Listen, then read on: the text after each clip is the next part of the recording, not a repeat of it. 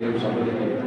രാത്രികാലങ്ങളിൽ ഉണർന്ന് പ്രാർത്ഥിച്ചാൽ നാം പ്രതീക്ഷിക്കാത്തതുപോലെ നമ്മുടെ മുമ്പിലുള്ള തടസ്സങ്ങളൊക്കെ നാം അറിയാതെ തന്നെ മാറിക്കിട്ടാനിടയായിട്ടില്ല. അതുകൊണ്ട് സങ്കീർത്തനം 16 ഇങ്ങനെയാണ് പറയുന്നത്. അത് ദാവീദിന്റെ ഒരു സ്വർണ്ണഗീതം. വലിയ ഗീതങ്ങൾക്ക് പല രീതിയിലുള്ള തന്ത്രനാദങ്ങൾ, ചെറു പ്രാർത്ഥന എന്ന രീതിയിൽ, അങ്ങനെ പല രീതിയിലുള്ള ശൈലികളിൽ പാടുന്നതാണ് സ്വർണ്ണഗീതം. വളരെ പ്രാധാന്യമുള്ള ഒരു ഗീതമായിട്ടാണ് അവിടെ കാണുന്നത്. ഇത് പറയുകയാണ്, ദൈവമേ ഞാൻ നിന്നെ എന്ത് ചെയ്തു? ശരണമാക്കിയിരിക്കാൻ എന്നെ കാത്തു. ദൈവത്തോട് പറയാണ്, ദൈവമേ എനിക്ക് ശരണം വേണം, നീയാണ് എനിക്ക് ശരണം. ആശ്രയത്തെക്കാൾ അപ്പുറമാണ് ശരണം. കാരണം മറ്റൊരിടത്തും രക്ഷയില്ലാതെ വരുമ്പോഴാണ് പൂർണ്ണമായി ആരും ശരണപ്പെടുന്നത്? ദൈവത്തിൽ ശരണപ്പെടുന്നു. അതുകൊണ്ട് ഡോക്ടേഴ്സ് ഒക്കെ പറയുന്നത്, ഞങ്ങളെ കഴിയാവുന്നൊക്കെ ഞങ്ങൾ എന്ത് ചെയ്തു? നിങ്ങൾ ദൈവത്തോട് എന്ത് ചെയ്യുക? പ്രാർത്ഥിക്കുക. ദൈവം വേണ്ടി വല്ല ചെയ്തെങ്കിൽ മാത്രമേ എന്തെങ്കിലും നടക്കുകയുള്ളൂ എന്ന് അവരും അവസാന സമയങ്ങളിലൊക്കെ ഓർമ്മിക്കുവാൻ ഇടയായിട്ടുണ്ട്. അപ്പോൾ ശരണമാക്കിയിരിക്കുക. ദൈവത്തോട് പറയാണ്, ദൈവമേ ഞാൻ നിന്നെ ശരണമാക്കിയിരിക്കുക, എന്ത് എന്നെ കാത്തുകൊള്ളണമേ. ദൈവത്തോട് റിക്വസ്റ്റാണ്, ദൈവം നിന്നെ കാത്തുകൊള്ളണം. ഈ ലോകം നമുക്ക് അനുകൂലമല്ല. ലോകത്തിന്റെ സ്ഥിതികൾ, സാഹചര്യങ്ങൾ, സന്ദർഭങ്ങൾ ഒന്നും നമുക്ക് അനുകൂലമല്ല. കർത്താവ് പറയുന്ന ഈ പച്ചമരത്തോട് ഇങ്ങനെ ചെയ്തുവെങ്കിൽ ഉണക്കമരമായിരിക്കും നിങ്ങളോട് എത്രയധികമായി ലോകം നമ്മളെ പകയ്ക്കും. അതാണ് കാര്യം. നമ്മള് എത്ര ഷേക്സ്പിയർ ഒക്കെ പറയുന്നത് ഇങ്ങനെയാണെന്നാണ് പറയുന്നത്. കാരണം നമുക്ക് വെള്ളയായ മഞ്ഞിനെ പോലെ ഇരുന്നാലും ആ മഞ്ഞിനെ കുറിച്ച് മനുഷ്യനെന്ന് പറയും, കുറവ് പറയണം.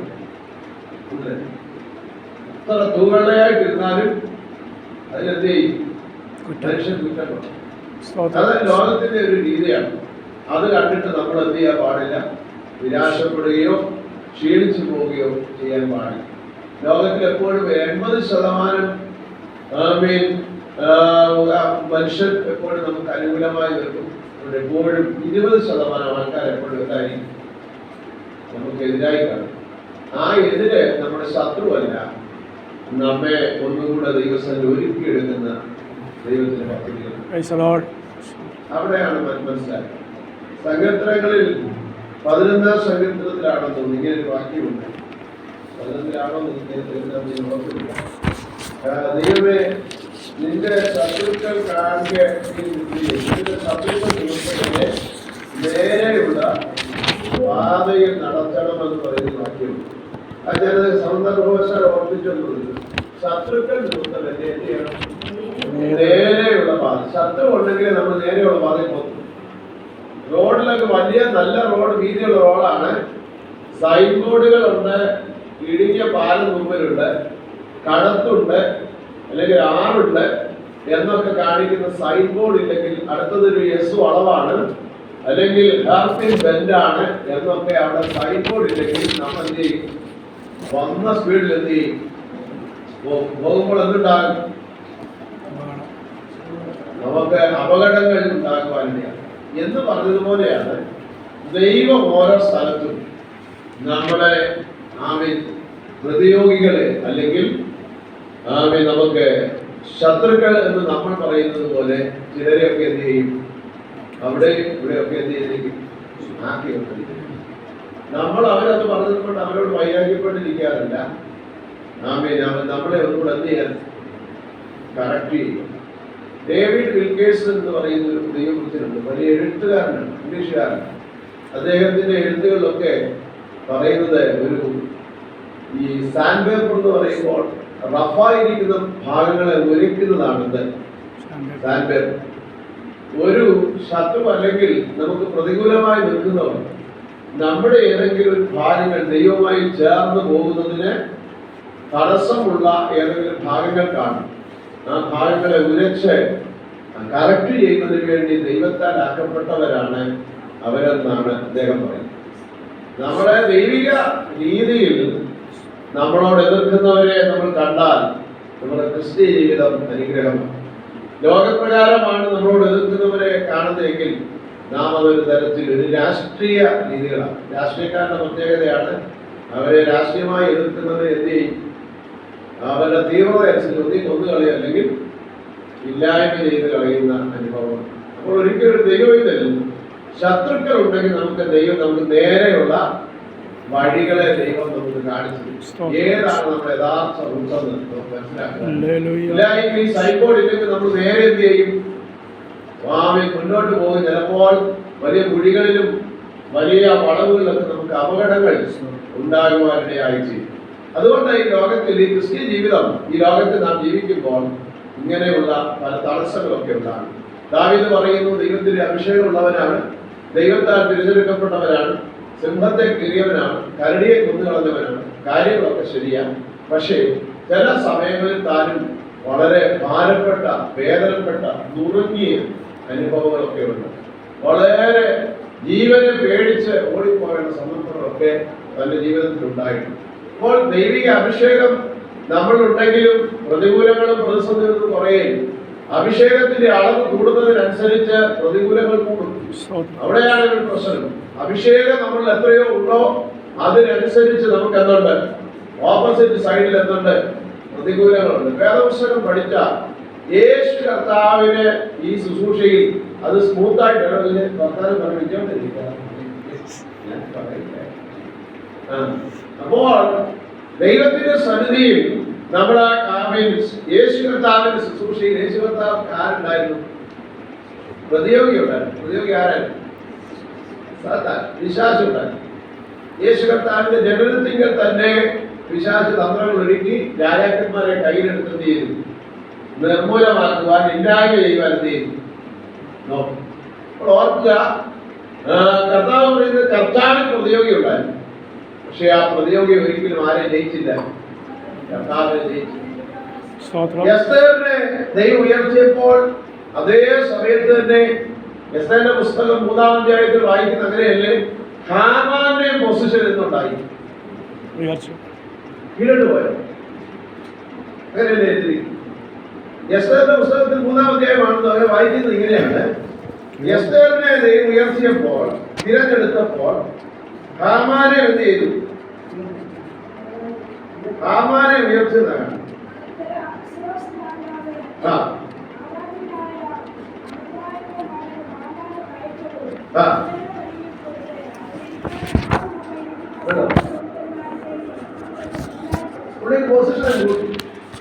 അതേ സമയം തന്നെ ആരെ തെരഞ്ഞെടുത്തു?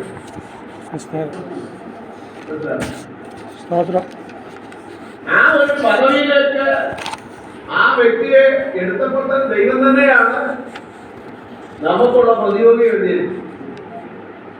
മോശം വിടുക. മോശം വിടുമ്പോൾ ഒരു അധികാരത്തോടും അഭിഷേകത്തോടും എങ്ങോട്ട് വിടുന്നത്? ഫറവോന്റെ അടുക്കൽ വിടുക. ഫറവോന്റെ പട്ടാളത്തിലേക്ക് വിടുക.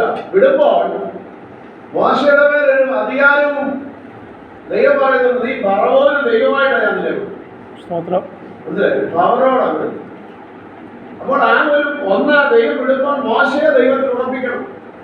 അതുകൊണ്ടാണ് പറഞ്ഞത്, നിന്റെ കൈ എന്ത് ചെയ്യാൻ പറഞ്ഞു? മാറിലോട്ട് ഇടുക എന്ന് പറഞ്ഞപ്പോൾ എടുക്കാൻ പറഞ്ഞത് ദുഷ്ടമായി. തിരിച്ചിടാൻ പറഞ്ഞു, എടുത്തു കഴിഞ്ഞപ്പോൾ നോർമലായി. വടി നിലത്തിടാൻ പറഞ്ഞു, പാമ്പായി. അവരതുപോലെ കാണിച്ചു. ചിത്ര കഴിഞ്ഞപ്പോൾ മോശയുടെ വടി അവരുടെ പാമ്പിനെ എല്ലാം ചെയ്തു. മോശ ഈ പാമ്പിനെ വടിയിട്ടപ്പോൾ പാമ്പായി. മോശ ആദ്യം പേടിച്ചോടുക ഉണ്ടോ? പേടിച്ചോടി. പക്ഷെ മോശയോട് പറഞ്ഞു, പേടിക്കുന്നുണ്ട്, ഞാൻ ആരെയും പിടിക്കാം. ആരെ പിടിച്ചപ്പോൾ പഴയ പോലെ അപ്പോൾ ഒന്ന് മോശ ദൈവം ബലപ്പെടുത്തി. മോശ ദൈവം ബലപ്പെടുത്തി. പക്ഷെ ബലപ്പെടുത്തിയെങ്കിലും ഇസ്രായേൽ ജനം അംഗീകരിച്ചോ? അംഗീകരിച്ചില്ല. മോശ ഞങ്ങൾ ദൈവത്താൽ വന്നവരാണ്, ദൈവം ഐക്യപ്പെട്ടവരാണെന്ന് 5-ാം അധ്യായത്തിലല്ലേ പറയുന്നത്. ദൈവം പുറപ്പാട് പുസ്തകം 5-ാം അധ്യായത്തിൽ പറയുന്നത്, ദൈവം ഫറവോനോട് എന്ന് പറയാൻ പറഞ്ഞു, ഫറവോനെ എന്റെ ജനത്തെ, എന്നെ ആരാധിക്കുവാൻ എന്റെ ജനത്തെ എന്ത് ചെയ്യുക? വിട്ടയക്കാൻ. ഫറവോൻ മൃതത്തെ കൊണ്ടുപോകാൻ പറഞ്ഞു.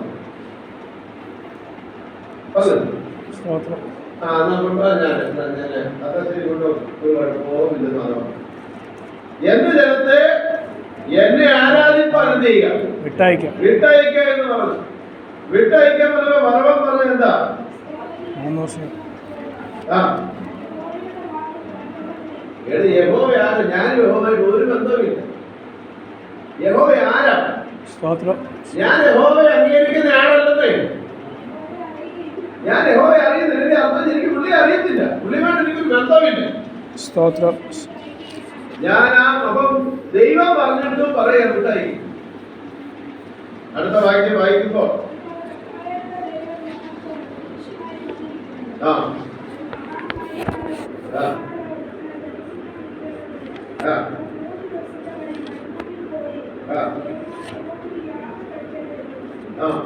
ഒന്നുകൂടെ പറയാ. ദൈവം വെളിപ്പെട്ടിരിക്കുക. ഏത് അന്നേ ഒക്കത്തുള്ളൂ. അപ്പൊ പുള്ളി എന്നാ ചെയ്ത്?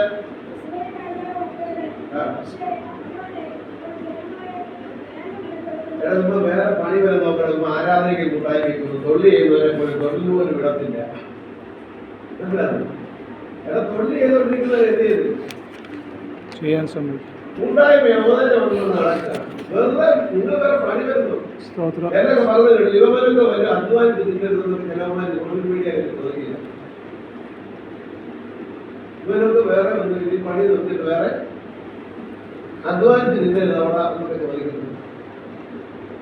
സ്വന്തമായിട്ട് മേടിക്കുന്നവരോട് ചോദിച്ചു അവർക്ക് എന്തില്ല. ഇതാരാണെന്ന് എന്ത് ചെയ്യുന്നില്ല. അപ്പൊ പറയാണ് വെറുതെ നിങ്ങൾക്ക് വേറെ പണിയൊന്നുമില്ല. ദൈവം അറിയുമെന്ന് ഇപ്പൊ അബദ്ധം പോലെ വേറെ പണി വരുന്നു. ഇവിടുത്തെ പണി തീർന്നു. നിങ്ങൾ വെറുതെ അവരുടെ പണി എടുപ്പാതെ അവരുടെ വേല എന്തിനാ മെനക്കെടുത്തത്? ഉണ്ടോ? നിങ്ങളുടെ പരിപാടിക്ക് പോക്കൂ. അവരും അവരുടെ പുതിയ വേലയ്ക്ക് പോകണമെന്ന്. നിങ്ങളിപ്പോ അവരുടെ പണി എടുക്കുന്നത്. ദൈവവിളി വന്നപ്പോ പറയാ. എന്നിട്ട് എന്താ പറയുന്നത്?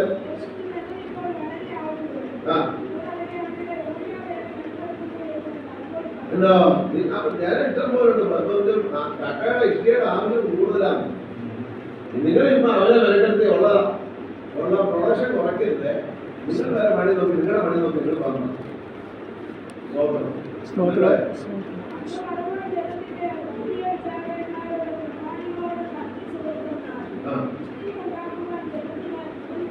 ഇത് കേൾക്കാതിരിക്കാൻ ഒന്നുകൂടെ വിടുവിക്കാൻ വന്നിട്ട് കാഠിന്യം കൂടി. ഇഷ്ടിയെ ഉണ്ടാക്കേണ്ടതിനായിട്ട് പണ്ട് കൊടുത്തപ്പോൾ ഇനി വൈക്കോല് കൊടുക്കരുത്. അവർ തന്നെ പോയി ശേഖരിക്കുകയും എണ്ണം പറയാൻ പാടില്ല. പണ്ട് എത്ര എണ്ണം ഉണ്ടായിരുന്നു അത്ര എണ്ണം വേണം. പക്ഷേ ഒരു ജോലിയോട് എന്ത് ചെയ്തു?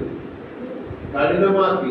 കേട്ടോ കേട്ടോ ഒരു ദൈവപ്രവൃത്തി അല്ലെങ്കിൽ ദൈവത്തെ ആരാധിക്കാൻ ദൈവത്തിന്റെ ജനത്തെ വിടാൻ പറഞ്ഞു കഴിഞ്ഞപ്പോൾ പക്ഷെ ഈ ഫറവോനെ ദൈവത്തെ ആരാധിക്കുകയും ജനത്തെ വിടത്തില്ല. അവരുടെ ജോലി ഒന്നും എന്ത് ചെയ്യും? കഠിനപ്പെടുത്തുക. അതാണ് ഒരു പദ്ധതി. നമ്മുടെ ആയിരിക്കും നമ്മുടെ ദേശത്തൊക്കെ പോയി സുജനം പറയുമ്പോൾ നാളെ രാവിലെ വരുമെന്നല്ല. അപ്പോഴത്തേന് ദേശത്ത് ഈ പർവ്വതീയ ശക്തികൾ പോലെയുള്ള വൈശാചിക മണ്ഡലങ്ങൾ ഈ ലോകത്തിന്റെ ദൈവം എന്ത് ചെയ്യും? അവരുടെ ഹൃദയത്തെ ഒന്നുകൂടെ എന്താകും? മുരുടാക്കിയിട്ട് അവരെ അവിടെ ഒതുക്കി. അതുകൊണ്ടാണ് നമ്മൾ ദൈവശക്തിയുള്ള ദൈവമാണ്, എല്ലാം ശരിയാ. പക്ഷേ അതേ സമയം തന്നെ ചെല്ലുന്നുടനെ കാര്യങ്ങളൊന്നും നടക്കില്ല. എന്നിട്ട് അടുത്ത് നമ്മൾ വായിക്കുമ്പോൾ കാണുന്നത് എന്താണ്?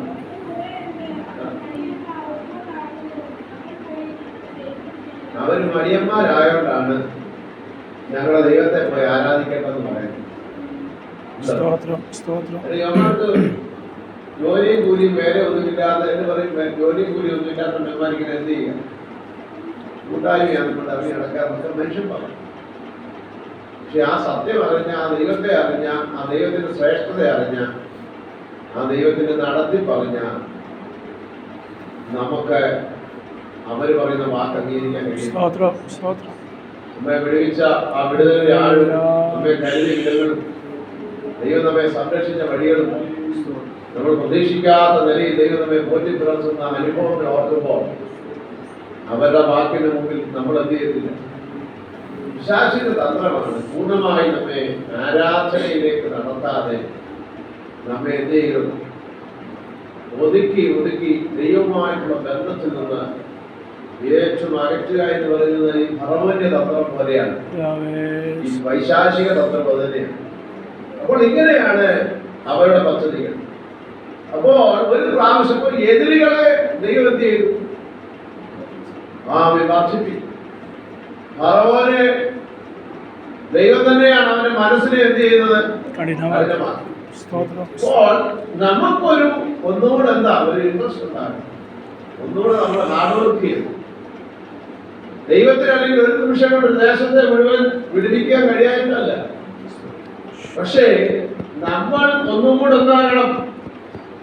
ഉത്സാഹമുള്ളവരായി, എരിവുള്ളവരായി, താല്പര്യമുള്ളവരായി, കഷ്ടതയൊക്കെ അനുഭവിക്കുവാൻ നമ്മൾ ഒരുക്കമായി തീരണമെന്ന് ദൈവമായി. വടക്ക് യു പിയിലാണെങ്കിൽ ഒരു ദൈവദാസനെയും ദൈവദാസിയും 5 വർഷം തടവും 25,000 രൂപ പിഴയും ഇട്ടിരിക്കുക. ജോസ് ബാബച്ചൻ എന്ന് പറയുന്ന ദൈവദാസൻ തന്നെ. വേറൊരു ദൈവദാസനെയും ജോൺസൺ എബ്രഹാം എന്ന് പറയുന്നതിനെയും അദ്ദേഹത്തിന്റെയും കോടതിയിലെ വാദങ്ങൾ നടക്കുകയാണ്. നമ്മുടെ പാട്ടക്കാരനുള്ള പാസ്റ്ററുടെ അദ്ദേഹത്തിന്റെ ജ്യേഷ്ഠനാണ്. അപ്പോൾ ഒരുപക്ഷെ ശിക്ഷ വിധിച്ചേക്കാം, പക്ഷെ നമ്മുടെ ആയിരിക്കുന്ന ദൈവത്തിന് കഴിവില്ലായിട്ടാണോ? അല്ല, ദൈവം അതൊക്കെ എന്ത് ചെയ്തിരിക്കുന്നു? അനുവദിച്ചിരിക്കുന്നു. നമുക്ക് അവർക്ക് വേണ്ടി പ്രാർത്ഥിക്കുക, അവർക്ക് ദൈവം എന്ത് കൊടുക്കുക? ബലം കൊടുക്കുക, ധൈര്യം കൊടുക്കുക. പത്രോസും ശീലാസിനെയും കാരാഗ്രഹത്തിലാക്കി കഴിഞ്ഞപ്പോൾ അവിടെ നിന്നുകൊണ്ട് എന്ത് ചെയ്തു? ആരാധിച്ചു. ഉണ്ടോ? 16-ാം അധ്യായത്തിലെ വായിക്കുന്ന അങ്ങനെ പൗലോസിനെയും ശീലാസിനെയും കാരാഗ്രഹത്തിലാക്കി കഴിഞ്ഞപ്പോൾ അവർ രാത്രിയായപ്പോൾ, അർദ്ധരാത്രിയായപ്പോൾ പ്രാർത്ഥിച്ച് ആരാധിക്കാൻ തുടങ്ങി. കയ്യിലെന്തുണ്ട്? ചങ്ങലയുണ്ട്. കാലുകൾ എവിടെയാണ്? ആമത്തിലാണ്. കാലനക്കത്തിൽ ഋതമ്പാടെന്ന് തുടങ്ങി. കീബോർഡ് വന്നില്ല, വാദിത്രങ്ങൾ വന്നില്ല.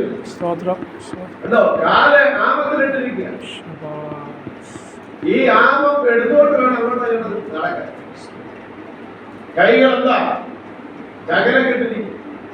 ആ ജയിലുകളുടെ പ്രത്യേകത നിവർന്നു നിൽക്കാൻ കഴിയത്തില്ല, കുനിഞ്ഞു നിൽക്കണം. അപ്പൊ കുറച്ചു നേരം കുനിഞ്ഞു നിന്നാൽ നമുക്കുണ്ടാകുന്ന വേദന, ഇച്ചേരം വിറ്റ പിടിക്കാൻ കുനിഞ്ഞു നിന്നാൽ ഉണ്ടാകുന്ന നടുവേദന വേദന. അപ്പോൾ ജയിലിൽ ഇങ്ങനെ കുട്ടിയിരിക്കുന്ന സമയത്ത് നിൽക്കണമെങ്കിൽ അല്ലെങ്കിൽ ഇടയ്ക്കൊക്കെ ഇരിക്കുന്ന മൂന്ന് നിൽക്കണം.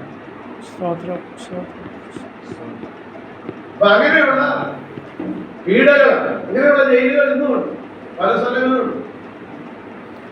അപ്പോൾ ആ ജയിലുകൾ, അങ്ങനെയുള്ള ജയിലുകൾ ലോകത്തിന്റെ പല ഭാഗത്ത് കഠിനമായി ശിക്ഷിക്കുവാൻ വേണ്ടി വിടുന്ന തീവ്രമായിരിക്കുന്ന ക്രിമിനൽ സ്വഭാവമുള്ളവരെയൊക്കെ വിടുന്ന, രാജ്യങ്ങളിൽ നിന്ന് അവരെ പിടിച്ച യുദ്ധ തടവുകാരാക്കി വിടുന്നവരെയൊക്കെ അങ്ങനെയാണ് ചെയ്യുന്നത്. വളരെ ക്രൂരമായ നിലയിൽ, വെളിച്ചം പോലും കാണാതെ മാനസിക നിലയിൽ മുഴുവൻ അവരെത്തി തകർത്ത് തരിപ്പണമാണ്.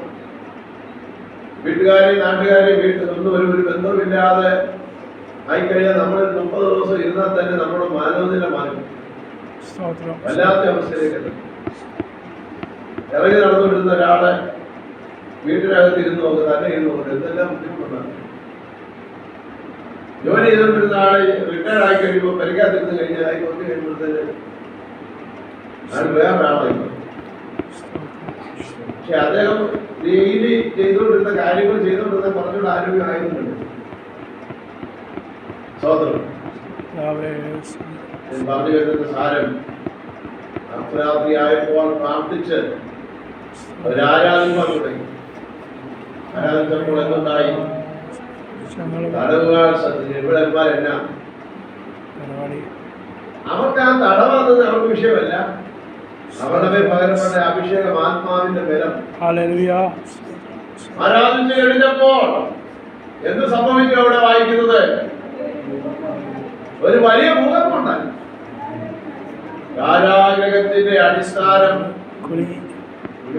ഉണ്ടോ? കാരാഗ്രഹത്തിന്റെ അടിസ്ഥാനങ്ങളൊക്കെ കുലുങ്ങി, വാതിലൊക്കെ തന്നെ തുറന്നു, എല്ലാവരുടെയും ചങ്ങലകളൊക്കെ അടിഞ്ഞിടി. ആര് വഴിച്ചാൽ പ്രിയമുള്ളവരെ, ദൈവ സാന്നിധ്യം ഇറങ്ങിയാൽ നമ്മൾ പോലും അറിയാതെ നമ്മളെ കടന്നിരിക്കുന്ന പല വഴിയും നമ്മളറിയാതെ ശത്രു ഒരുക്കിയിരിക്കുന്ന എന്തെല്ലാം തന്ത്രങ്ങളോ നന്മ പ്രാപിക്കാതിരിക്കുവാൻ, ഉയരാതിരിക്കുവാൻ, അനുഗ്രഹങ്ങൾ പ്രാപിക്കാതിരിക്കുവാൻ വേണ്ടി ശത്രുവൊക്കെ പല തന്ത്രങ്ങൾ എഴുതി അവരും അവരുടെ ഭാഷകൾ ഓതിക്കെട്ടി എന്നൊക്കെ പറയുന്നത്. അങ്ങനെയൊക്കെ ചെയ്താലും നല്ല രീതിയിൽ ഒരു ആരാധന വെളിപ്പെട്ടാൽ നമ്മൾ പോലും അറിയാതെ, ശത്രു പോലും അറിയാതെ ബന്ധനങ്ങളൊക്കെ, ചങ്ങലകളൊക്കെ താനേ അഴിയും. നല്ലവണ്ണം ഒരു ആരാധന വെളിപ്പെട്ടാൽ നമ്മൾ പോലും അറിയാതെ നമ്മുടെ ശരീരത്തെ വേദനിപ്പിക്കുന്ന, വഴികളെ അടച്ചിരിക്കുന്ന, മുൻപോട്ടുള്ള ഗമനത്തിന് തടസ്സമിട്ടിരിക്കുന്ന സകല ബന്ധനങ്ങൾ വഴിയും, അത് വർഷം എത്ര പണികളായിരുന്നാലും, എത്ര വർഷങ്ങളെടുത്ത് ശത്രു ഒരുക്കിയ കെടുകളായിരുന്നാലും, ദൈവ സാന്നിധ്യം ഇറങ്ങിയാൽ ചങ്ങലകൾ പൊട്ടിമാറുവാണ്. അതാണ് നമ്മുടെ ദൈവത്തിന്റെ പ്രത്യേകത. അതാണ് ആരാധനക്കാരൻ. ഇതുകൊണ്ടാണ് പാട്ടുകാരൻ ആരാധിച്ചാൽ എന്തുണ്ട്? വിടുതൽ. ആരാധിക്കുമ്പോൾ വിടുതൽ. കണ്ടോ? ദേഹം, ദേഹി, ആത്മാവിൽ എന്തുണ്ടാകും? സന്തോഷം, സമാധാനം, സന്തോഷം പകരപ്പെടും. നല്ലവണ്ണം ആരാധിച്ചത് എന്തോ നമ്മൾ നല്ല ചൂടത്ത് ഇരിക്കുമ്പോൾ, ഒരു തണുത്ത ഒരു സർവത്തോ മറ്റോ എന്തെങ്കിലും കാര്യങ്ങൾ കുടിക്കുമ്പോൾ നമ്മുടെ ശരീരത്തിന് കുളിർമ വരുത്തും.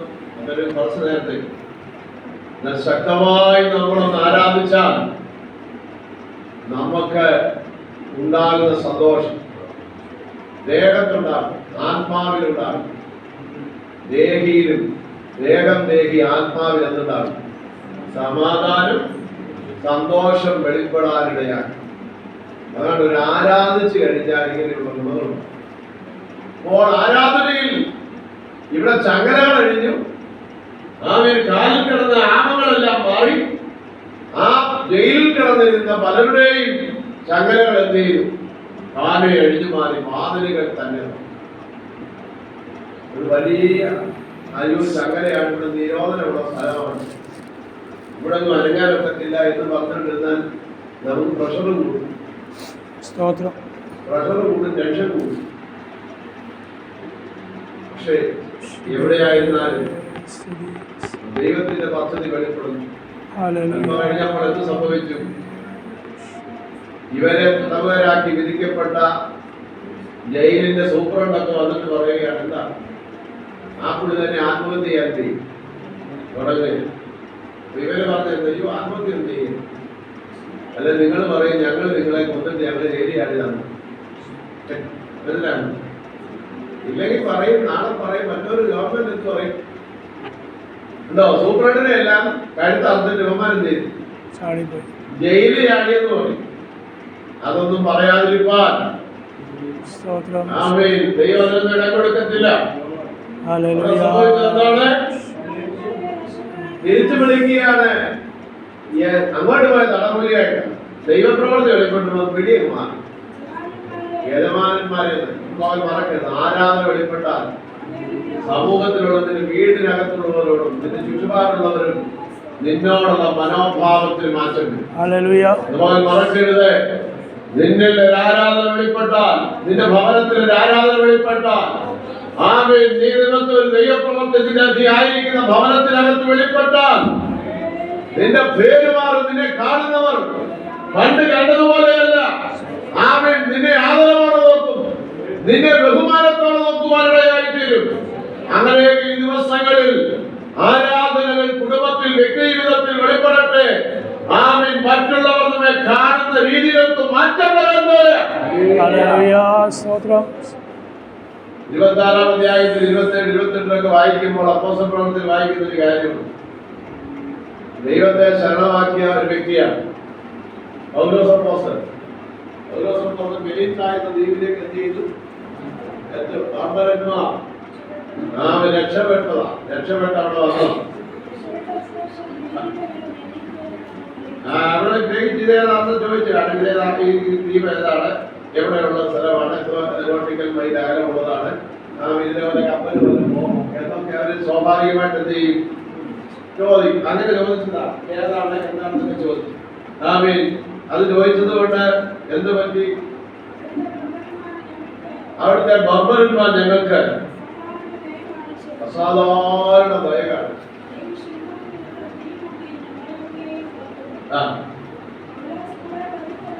പൗലോസ് ആ കൂട്ടത്തിൽ അടങ്ങിയിരുന്നില്ല. അദ്ദേഹം എന്ത് ചെയ്തു?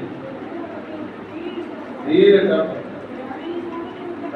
അദ്ദേഹമാണ് അവിടുത്തെ ശ്രേഷ്ഠനായ ശുശ്രൂഷകനും അപ്പോസ്തലനുമായ മനുഷ്യൻ. അദ്ദേഹം അതൊന്നും ചെയ്യുന്നതിന് അദ്ദേഹത്തിന് എന്തില്ല. അദ്ദേഹത്തിന് ഗ്രാമമൊന്നും നമ്മുടെ കർമ്മപാത്രന്മാരൊക്കെ ആണെങ്കിൽ എന്ത് ചെയ്യും? നഖത്തെ വരെ തുണി ഇങ്ങനെ ഇതിട്ടിട്ട് കൈയും കാലും ഒന്നും അനങ്ങാത്ത രീതിയിൽ. പക്ഷെ അദ്ദേഹം അങ്ങനെയാണോ? പൗലോസ്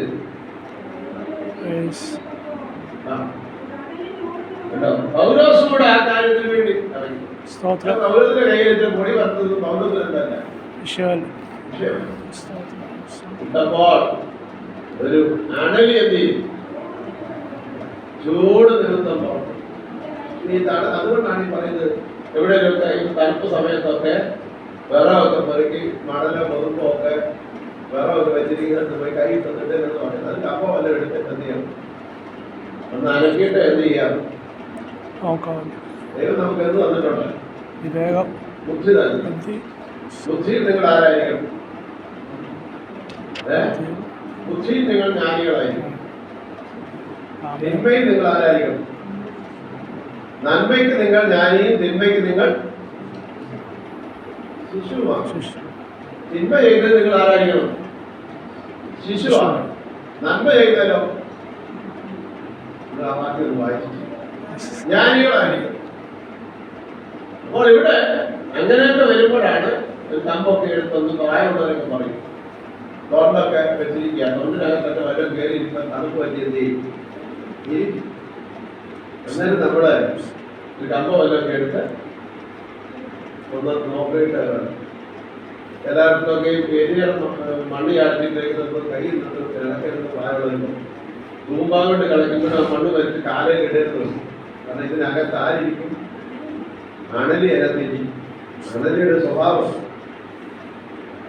അതൊക്കെ കാണുമ്പോൾ ഞങ്ങളെടുത്ത ഒരാളെ, അദ്ദേഹം നല്ല പരിചയമുള്ളയാൾ, എലിവേഷം വെക്കാനായിട്ട് ചെയ്യുന്ന കൈയിട്ടൊന്ന് മാന്തില്ല, ഒറ്റക്കാർക്കൊന്നുമില്ല. അയാൾ അന്നേരം എൻ്റെ ആരോഗ്യമൊക്കെ ഇതൊരു വർഷങ്ങൾ പഴക്കമുണ്ട്. അന്നേരം പുള്ളി 10-8 വയസ്സുണ്ടെങ്കിൽ പുള്ളി നല്ല ആരോഗ്യമുള്ളൂ. ഞാൻ പറഞ്ഞു വരുന്ന കാര്യം ശ്രദ്ധിക്കേണ്ടത് എന്ത് ചെയ്യണം? ശ്രദ്ധിക്കണം. സൂക്ഷിക്കണം. ഇപ്പൊ കാണുന്നതിനകത്ത് എന്ത് ചെയ്യുന്നു? ഒരു കമ്പ വല്ല എടുത്ത് അനക്കതിന് ശേഷം എന്ത് ചെയ്യാം? ഞാനിക്കറി കയ്യിൽ നിന്നിട്ട് വിറകൊന്നും തണുപ്പത്തിരിക്കുന്നതൊന്നും എടുക്കരുത്. ഇത് പക്ഷേ ദൈവാത്മാവിന്റെ മുന്നറിയിപ്പാണെന്ന് പറയാനുണ്ട്. അപ്പോൾ നമ്മളത് ശ്രദ്ധിക്കുക. അപ്പോൾ പൗലോസ് വിറകെടുക്കുമ്പോൾ വിറകിനകത്തിരിക്കുകയാണ്. അപ്പോൾ ഇട്ട് കഴിഞ്ഞപ്പോൾ എന്ത് സംഭവിച്ചു? അദ്ദേഹം പുറപ്പെട്ടിട്ട് അതിനകത്ത് വിറകെടുത്ത് കഴിഞ്ഞപ്പോഴത്തേന് അതിന് മനസ്സിലായി. പുറപ്പെട്ടിട്ട് അദ്ദേഹത്തിന്റെ കയ്യിൽ കടിച്ച് തൂങ്ങിയത് ആ ജന്തു അദ്ദേഹത്തിന്റെ കൈമേൽ തൂങ്ങുന്നത്. സുരേഷ് എല്ലാം ബാബാ സുരേഷ് ജന്തു ഒന്നും വിളിപ്പിക്കുന്നില്ല, അതിഥിനെ വിളിക്കും. ബാബാ സുരേഷ് പറയുന്നത് അതിഥിയാണ്. ജന്തു കൈമേൽ തൂങ്ങുന്നത് ഈ അസാധാരണമായ ദയ കാണിച്ചവർ ഈ പരിപാടി കണ്ടു കഴിഞ്ഞപ്പോഴത്തേക്ക് അവരുടെ ആ മനോഭാവം മാറി. ഇതാണ് ലോകം നമ്മളെ വിവേചിക്കും. ലോകം സമൂഹത്തെ വിവേചിക്കുന്ന അങ്ങനെയാണ്. നമുക്കൊരു ചെറിയ ക്ഷീണമോ തകർച്ചയോ വന്നു ഇവന്മാരെ ഇവരെ ദൈവവും കൈവിട്ടു, ദൈവമായിട്ട് ബന്ധമൊന്നുമില്ലാണ്ട് പണ്ടത്തെ പോലും ഇല്ലാണ്ട് തകർന്ന് കിടക്കാൻ. ഇതാണ് ലോകം കാണും. ലോകത്തിന്റെ ആത്മീയൻ അങ്ങനെ വിധിക്കുന്നു. ഒരാത്മീയൻ അങ്ങനെ വിധിക്കുക. ലോകമാണ് എപ്പോഴും അതേ നിലയിൽ എന്ത് ചെയ്യുന്നു? വിധിക്കും. ദാവീദിനെ കുറിച്ച് പറഞ്ഞത് ദൈവത്തിൽ പോലും ഇവനെത്തില്ല രക്ഷയില്ല. മൂന്നാം സംഘത്തിന് ദൈവത്തിൽ പോലും രക്ഷ, ദൈവം പോലും ഇവനെ കൈവിട്ടു. ദൈവം പോലും എന്ത് ചെയ്തു? കൈവിട്ടു. അത് ലോകം പറയുന്നതാണ്. സമൂഹം നമ്മെ കുറിച്ച് പറയുന്നതാണ്. ഒരു വീഴ്ച വരുന്ന വ്യക്തിയെ കുറിച്ച് പറയുന്നതാണ്. ദൈവം പോലും എന്ത് ചെയ്തു? കൈവിട്ടു. തകർന്ന് തരിപ്പണമാണ്. അത് ലോകത്തിന്റെ വിധിയാണ്. ദൈവവേദന അങ്ങനെയല്ല വിധിക്കുന്നത്. ദൈവവേദന ആ ഒരു കാഴ്ചപ്പാടിലല്ല ഒരു വിഷയത്തെ എന്ത് ചെയ്യും. ആ രീതി കാണുകയാണെങ്കിൽ നമ്മൾ പിള്ളേരൊക്കെ ഒരു മാർഗം 2 മാർഗം മാട്ട തകർത്ത് തരിപ്പണം ഇനിവൻ രക്ഷപ്പെടാനും പോകുന്നതിന് ജയിക്കാനും പോകുന്നില്ലെന്നൊക്കെ എന്ത് ചെയ്യും നമ്മൾ പറയും. അത് ലോകത്തിന്റെ വിധിയാണ്. നമ്മൾ ദൈവവിധന, നമ്മുടെ അകത്ത് ദൈവാത്മാവാണ്. നമ്മൾ ആ നിലയിൽ പറയത്തില്ല, സാരമില്ല എന്ന് മാറും. പിന്നെ അപ്പുറത്ത് ജയിപ്പിക്കുവാൻ ആർക്ക് കഴിയും? സ്വാതന്ത്ര്യം ദൈവത്തിൽ എന്ത് ചെയ്യും? കഴിയും. ഇതാണ് നമ്മുടെ മനോഭാവം, മറ്റുള്ളവരുടെ മനോഭാവം, നമ്മുടെ വ്യത്യാസം. എന്നിട്ട് പറയുന്നത് ഇങ്ങനെയാണ്, അവര് അസാധാരണമായ ദയ കാണിച്ചവർ പെട്ടെന്ന് ഒരു പ്രതിസന്ധി പെട്ടെന്ന് വന്നപ്പോൾ മിനിറ്റ് കൊണ്ട് മനുഷ്യന്റെ മനോഭാവം മാറി. പറയുകയാണ്, ഈ മനുഷ്യൻ ആരാണ്? അവനങ്ങ് ഭീതി പുറപ്പെടും. ഈ മനുഷ്യനൊരു കൊലപാതകനാണ്, ഒരു സംശയമില്ല. കണ്ടോ, കടലിൽ ഇത്രയും വലിയ മരണത്തിൽ നിന്ന് രക്ഷപ്പെട്ടു. ഇവൻ അറിയുന്നുണ്ടോ കാര്യം? 14 താമാരി കിടന്നു ഈ കുട്ടി ഒരു അഞ്ഞലിപ്പ് ഉണ്ടായിരുന്ന മുഖേന്ദ്രൻ 14 ദിവസം കിടന്ന് മരിക്കാൻ കിടക്കുന്ന അവരെ ബലപ്പെടുത്തി കഴിക്കാൻ. നിങ്ങൾ അങ്ങനെ കിടക്കരുത്. എന്നോട് കഴിഞ്ഞ രാത്രി ദൈവം പറഞ്ഞു, നിങ്ങളുടെ ജീവനൊന്നും എന്ത് സംഭവിക്കില്ല.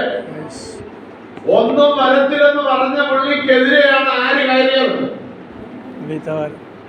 മനസ്സിലാകുന്നുണ്ട്. ഈ പുള്ളിയോട് പറഞ്ഞ 276 പേർക്ക് എന്ത് സംഭവിക്കില്ല, ഒന്നും സംഭവിക്കില്ലെന്നും പറഞ്ഞ പുള്ളിക്കെതിരെയാണ് ജീവൻ നഷ്ടപ്പെടുന്ന തരത്തിലൊരു പ്രവൃത്തി. ശത്രുവിന്റെ തന്ത്രം നമ്മുടെ ശക്തിയോട് ചിലപ്പോൾ പറഞ്ഞ് കുഴപ്പമൊന്നുമില്ല. അപ്പൊ ആ പറയുന്നത് നമുക്കെതിരെ ശത്രു എന്ത് ചെയ്യും? ഇദ്ദേഹത്തോടാ പറഞ്ഞത്, നീ ഒന്നും പേടിക്കണ്ട, 276 പേരുടെ ജീവനൊന്നും സംഭവിക്കത്തില്ല, സംഭവിക്കത്തില്ല. മോശയോട് ദൈവം പറഞ്ഞതാണ്, നീ എവിടെ നിൽക്കേണ്ടതാണ്? കൈസറുടെയും നിൽക്കണ്ട, കൈസറുടെ മുമ്പിൽ നീ എന്ത് ചെയ്യേണ്ടത്? നിൽക്കേണ്ടവൻ. മോശക്ക് നല്ല ഉറപ്പുണ്ട്, പാമ്പല്ല, പാമ്പ് തലയെ കഴിച്ചാലും എന്ത് ചെയ്യത്തില്ല, പണ്ടെടുത്ത് പറഞ്ഞ പോലെ.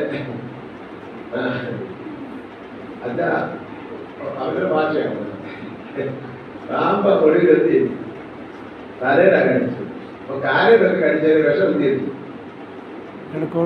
മേലോട്ട് കയറും. അതിനാണ് കെട്ടൊക്കെ. വിഷം മേലോട്ട് കയറാതിരിക്കാൻ കാലിൽ കയ്യിലൊക്കെ കടിച്ചാൽ എന്ത് ചെയ്തു? പക്ഷെ തലയെ കടിച്ചു. തലയെ കടിച്ച് കഴിഞ്ഞപ്പോ ഇനി പാമ്പ വേറെ ഭാഷയാണ്.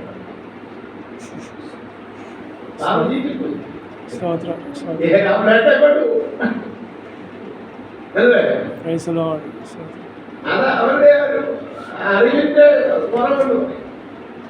പക്ഷെ ഒരു കാര്യമുണ്ട്, ആ പൗലോസ് നല്ല ഉറപ്പാണ്. 276 പേര് മരിക്കാതെ അവരുടെ ജീവന് ഹാനി വരികയില്ലെന്ന് ദൈവം എന്നോട് അരുളി ചെയ്തു. നീ ആരാണ്? നീ നിമിത്തമാണ്. അല്ല പൗലോസേ, 276 ലക്ഷം പേര് രക്ഷപ്പെടും, പക്ഷേ നീ മരിക്കുമെന്നല്ല എന്റെ വാഗ്ദത്തം. ആമേൻ. ഇന്നുപോലെ മറക്കരുത്, പലരെയും നീതിയിലേക്ക് തിരിച്ചവർ പലർക്കു വേണ്ടി കർത്താവിന്റെ നാമത്തിലുള്ള വിടുതൽ ആമേൻ കൊടുക്കുവാൻ ദൈവത്തിനെ ഉപയോഗിച്ചുവെങ്കിൽ, പലരോട് സുവിശേഷം അറിയിക്കാൻ ദൈവത്തിനെ ഉപയോഗിച്ചുവെങ്കിൽ, ദൈവം ജീവിക്കുന്ന ദൈവമാണെന്ന് നിന്റെ നാവിൽ കൂടെ യാഗത്തിന് പറയുമ്പോൾ നിന്റെ ജീവിതത്തിൽ അതിന്റെ വിടുതലുകൾ ഇല്ലാതെ നിന്നെ നരകത്തിലാവാൻ ദൈവം ഒരിക്കലും വിട്ടുകൊടുക്കില്ല. ശത്രുവിന്റെ ഇഷ്ടം എന്ന് പറഞ്ഞാൽ നമ്മൾ തകർന്ന് തരികണം. അതാണ് തന്ത്രം. 276 പേര് കർത്താവ് പറഞ്ഞു. പൗലോസിനല്ല ഉറപ്പാണ്. പൗലോസിനോട് പറഞ്ഞു, നീ ആരുടെ മുമ്പിൽ നിൽക്കേണ്ടവൻ? കൈസറുടെ മുമ്പിൽ നിൽക്കേണ്ടവൻ. ഈ ഉറപ്പ്, ഈ ധൈര്യം. പാമ്പ് കഴിഞ്ഞപ്പോ പൗലോസ്, എന്റെ ദൈവമേ, നീ പറഞ്ഞു അബദ്ധമാക്കാമോ എന്നൊന്നും പൗലോസ് ചിന്തിച്ചു. അതുകൊണ്ടാണ് പുള്ളി ഒരു പ്രശ്നം ഇതൊന്നും കഴിഞ്ഞൊന്നും പുള്ളി മനസ്സിൽ പോലും കയറാതെ അങ്ങനെ നിന്ന് കഴിഞ്ഞപ്പോ കണ്ടോ, ഇവര് സമൂഹം കാണുന്ന കണ്ടോ, ഇവർക്ക് കൊലപാതകനാണ്. കടലിൽ നിന്ന് രക്ഷപ്പെട്ട് ഇത്രയും കടന്ന് ഇവിടുന്ന് രക്ഷപ്പെട്ടിട്ട് ഇവരെ നീതിദേവിത. അപ്പൊ അവരതിനെ വിളിക്കുന്ന നീതിദേവിത. പാമ്പിനെയൊക്കെ അതുകൊണ്ട് ആരാക്കി? നീതിദേവി. ഇതുകൊണ്ടാണ് റോമാലേഖനത്തിൽ പറയുന്നത്, അവർ അക്ഷയനായ ദൈവത്തിന്റെ തേജസ്സിനെ എന്താക്കി? ക്ഷയമുള്ള പക്ഷിയെ ദൈവമാണ്. ഇടജാതികളെ, പാമ്പുകളെ ദൈവമാണ്. മനുഷ്യരെ ദൈവമാണ്. 1:18 റോമാലേഖനം 1:17, 18, 19 വാക്യങ്ങളല്ലേ. അതുകൊണ്ട് നിങ്ങൾ ഇടയ്ക്കൊക്കെ കണ്ട് മനസ്സിലാക്കിയിരിക്കുന്ന നല്ലതാ.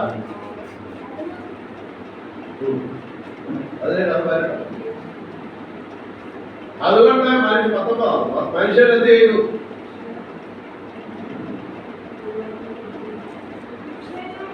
അക്ഷയം എന്ന് വെച്ചാൽ ദൈവത്തിന് എന്തില്ല? ദൈവം 3 കൊല്ലം കഴിയുമ്പോൾ സ്തോത്രം. ഇന്നുള്ള മനുഷ്യ ദൈവങ്ങളെല്ലാം എന്ത് ചെയ്യും? മരിക്കും. കുറച്ച് കഴിയുമ്പോൾ ചത്തു. 70 കൊല്ലം 80 കൊല്ലം ജീവിച്ചിട്ട് ചത്തു. തായ്മാവ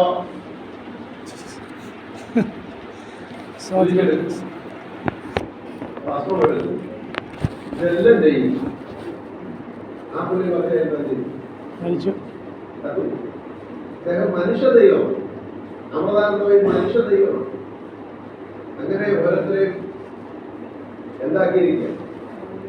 പറയാണ് ദൈവത്തിന് എന്തിന്? അക്ഷയന. ദൈവത്തിന് ക്ഷയമുള്ളവരാണ്. ദൈവത്തിന് അക്ഷയനായ ദൈവത്തിന്റെ തേജസ്സിൽ ഒരിക്കലും അത് മങ്ങൽ വരത്തില്ല. മനുഷ്യൻ എന്തെല്ലാം അവിഖ്യാതി പറഞ്ഞാലും, ദൈവത്തിന്റെ ശക്തിയെ കുറിച്ച് കുറച്ച് പറഞ്ഞാലും, ഇത്രയും കഴിവില്ലാത്ത ദൈവമാണോ? ഇത് സൃഷ്ടിച്ചപ്പോ തന്നെ അറിയത്തില്ല, ആരും തെറ്റിപ്പോന്ന് അറിയത്തില്ല. ആ പുള്ളിയുടെ പൊട്ടനാന്ന് ചോദിക്കുന്ന ഈയിടെയാണ് കുളങ്കര അവനെ പറയുന്നത് കേട്ടു.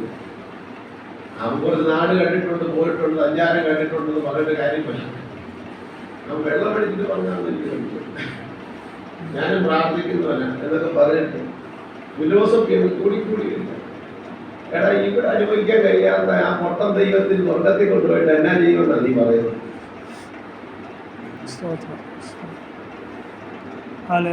മനുഷ്യന് എന്താ 4 പേരൊക്കെ അംഗീകരിക്കാൻ തുടങ്ങി അറിയാതെ ചെയ്യും. പിതാവിനെയൊക്കെ മറക്കും. അങ്ങനെയൊക്കെ മനുഷ്യൻ ചോദിക്കും. അപ്പൊ നമ്മൾ ശരി, ആ പുള്ളി ഇത്രയും അറിവുള്ളവരെന്നെ പറയാൻ പറ്റും, നമുക്കും അങ്ങനെ പറയുന്നത്.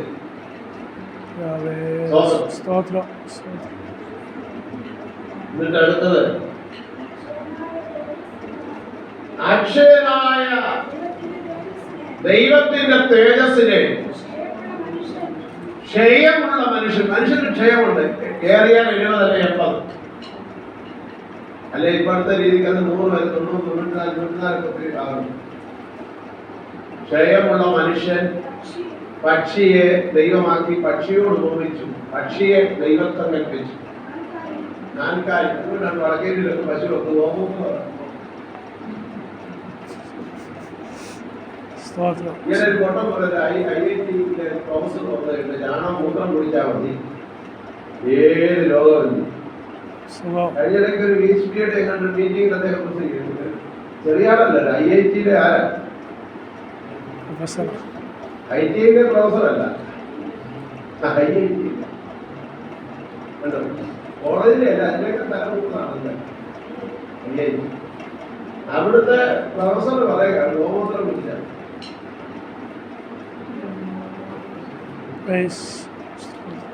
വേൾഡ് സംഘടന, മെഡിക്കൽ സംഘടന പറഞ്ഞ ഇതിനകത്തിൽ 6 തരമോ 8 തരമോ ബാക്ടീരിയ ഉണ്ട്, ഇതൊക്കെ കുടിക്കരുത്. കേട്ടോ, കുടിക്കരുത്. കുടിച്ചു കഴിഞ്ഞാൽ പണി കിട്ടും. പണ്ട് പറയും പണ്ടത്തെ ചാണകം എന്നുള്ളതാണ്. പണ്ടൊക്കെ അച്ചു കുത്തുന്നതിൽ എത്ര പേര് കുത്തില്ല? അച്ചുവിനെ കുത്തുകയല്ല, ഈ തോളരിങ്ങനെ ഒരു പാടുണ്ട് പഴയ ആൾക്കാർക്ക്, ഒരു 10, 30, 40 വർഷത്തിൽ കൂടെ. എന്തോ എല്ലാവരും ഇതോട് കേട്ടോളൂ. ഇത് വാക്സിനേഷൻ അല്ല, പണ്ടത്തെ വാക്സിനേഷൻ കൂലിക്ക് വരുമ്പോൾ എന്നാണ് അച്ചുകുത്തുപിള്ള എന്ത് ചെയ്യും? നിങ്ങൾ അമേരിക്കൻ കണ്ടു എന്ന് സ്കൂളിൽ പറയുന്നതാണ്. എന്തേ അച്ചുകുത്തുപിള്ള വരുമെന്ന് അവിടെ നേഴ്സ് ഒക്കെ അല്ലെങ്കിൽ കമ്പൗണ്ടറോ ഡോക്ടർമാരോ വരുന്നതിനാണ് അന്നത്തെ കാലത്ത് പറഞ്ഞത് എന്താ അച്ചുകുത്തുള്ള വരും. അച്ചുകുത്തുള്ള വരുമ്പോൾ വാക്സിനേഷൻ എടുക്കുന്നതിന് പകരം എടുക്കുന്ന നമ്മുടെ ഈ കയ്യേറിവിട് ചിലർക്ക് 2 എണ്ണം ഉണ്ട്, 3 എണ്ണം. അതിങ്ങനെ അത്ര എടുത്ത കുറച്ച് ദിവസത്തേക്ക് എന്ത് ചെയ്യും? പഴുക്കും. പഴുത്ത വല്ലാതെ എന്ത് പറയും? അന്നത്തെ കാലത്ത് പറയുന്നത് ചാണം വെച്ചേക്കാം, കരിമരുന്ന്. കമ്മ്യൂണിസ്റ്റുകാർ എന്ത് ചെയ്യാൻ പറ്റും? അന്ന് വെക്കുന്ന മരുന്നാണ് കമ്മ്യൂണിസ്റ്റുകാർ. ഓക്കെ, അന്ന് കൂടുതലെല്ലാം ഈ കമ്പൗണ്ടർമാരാണുള്ളത്. ഇതുപോലുള്ള ക്ലിനിക്കുകളൊക്കെ കുറവാണ്. അപ്പൊ ആ കമ്പൗണ്ടർമാരെടുക്കുന്ന ഭരണിക്കാൻ തുമ്പാൻ അവർക്കൊരു റോസ് കളർ, ലൈറ്റ് റോസ് കളറിലുള്ള വെള്ളമായി ഏതിനും തരുന്നു മരുന്നല്ല. അത് മേടിച്ചു 2 പ്രാവശ്യം 3 പ്രാവശ്യം കുടിച്ചു കഴിയുമ്പോൾ ആ പനിയൊക്കെ ഇന്നിപ്പം 2 ട്രിപ്പ് 3 ട്രിപ്പ് ഇത് ആന്റിബയോട്ടിക് കഴിച്ചാൽ എന്ത് ചെയ്യുന്നു? മാറില്ല. അന്ന് പോയി ഈ വെള്ളം പോലത്തെ പനി ഇത് ഹോമിയോ മരുന്ന് മേടിച്ചു കഴിഞ്ഞാൽ ഒരുമാതിരിപ്പെട്ട അതും കൂടെ പോകുമായിരുന്നു. ഇന്ന് എന്ത് ചെയ്യുന്നില്ല. കഴിഞ്ഞ ദിവസം പഠനത്തിൽ പറയുന്നത് നിങ്ങൾ വെളിച്ചെണ്ണ ഒന്നും ഇപ്പം ഈ മില്ലിൽ ഇറക്കിയാന്ന് പറയുന്ന പോലെ നമ്മുടെ മുമ്പിൽ പഠിച്ച് അറയ്ക്കുന്ന പോലെ നമ്മൾ എന്ത് ചെയ്യരുത്, മേടിച്ച് കുടിക്കരുത്, ഉപയോഗിക്കരുത്. കാരണം എന്താ? അതിനകത്ത് മുഴുവൻ സിന്തറ്റിക് ഓയില് ഫിൽട്ടർ ചെയ്തിട്ട് കളറാക്കിയിട്ടാണ്. ഈ വഴിയിലുള്ള തട്ടുകടയിലെ പൊരിക്കടയിൽ മുഴുവൻ ഉപയോഗിക്കുന്ന 90% ഉപയോഗിക്കുന്നത് എന്താ? സിന്തറ്റിക് ഈ ഓയിൽ. അവരിന്നിട്ടൊരു നാളെ രാവിലെ ഒന്നും മാറത്തില്ല. അത് പിന്നെ ആവർത്തിച്ച് മേടിച്ചു. പിന്നെ കരിയോലിനേക്കാൾ കട്ടിയാകുമ്പോൾ അവരെടുത്ത് പാത്രത്തിൽ മാറ്റി വെക്കും. പരിശുദ്ധം എന്നൊക്കെ പറയുന്നതിന്റെ എണ്ണക്കാരനെയൊക്കെ മാറ്റി വെക്കും. പേര് പരിശുദ്ധമാണ്. ഈ കരിയോലല്ല അവരെന്ത് ചെയ്യും? പിന്നെ വീപ്പയിലാക്കിയിട്ട് തമിഴ്നാട്, കേരളത്തിൽ തന്നെയാണ് പാലക്കാട് ഭാഗത്തൊക്കെ ഫിൽട്ടർ ചെയ്യുന്നത്. എന്നിട്ട് ആ ഓയിലാണ് എന്ത് ചെയ്യുന്നത്?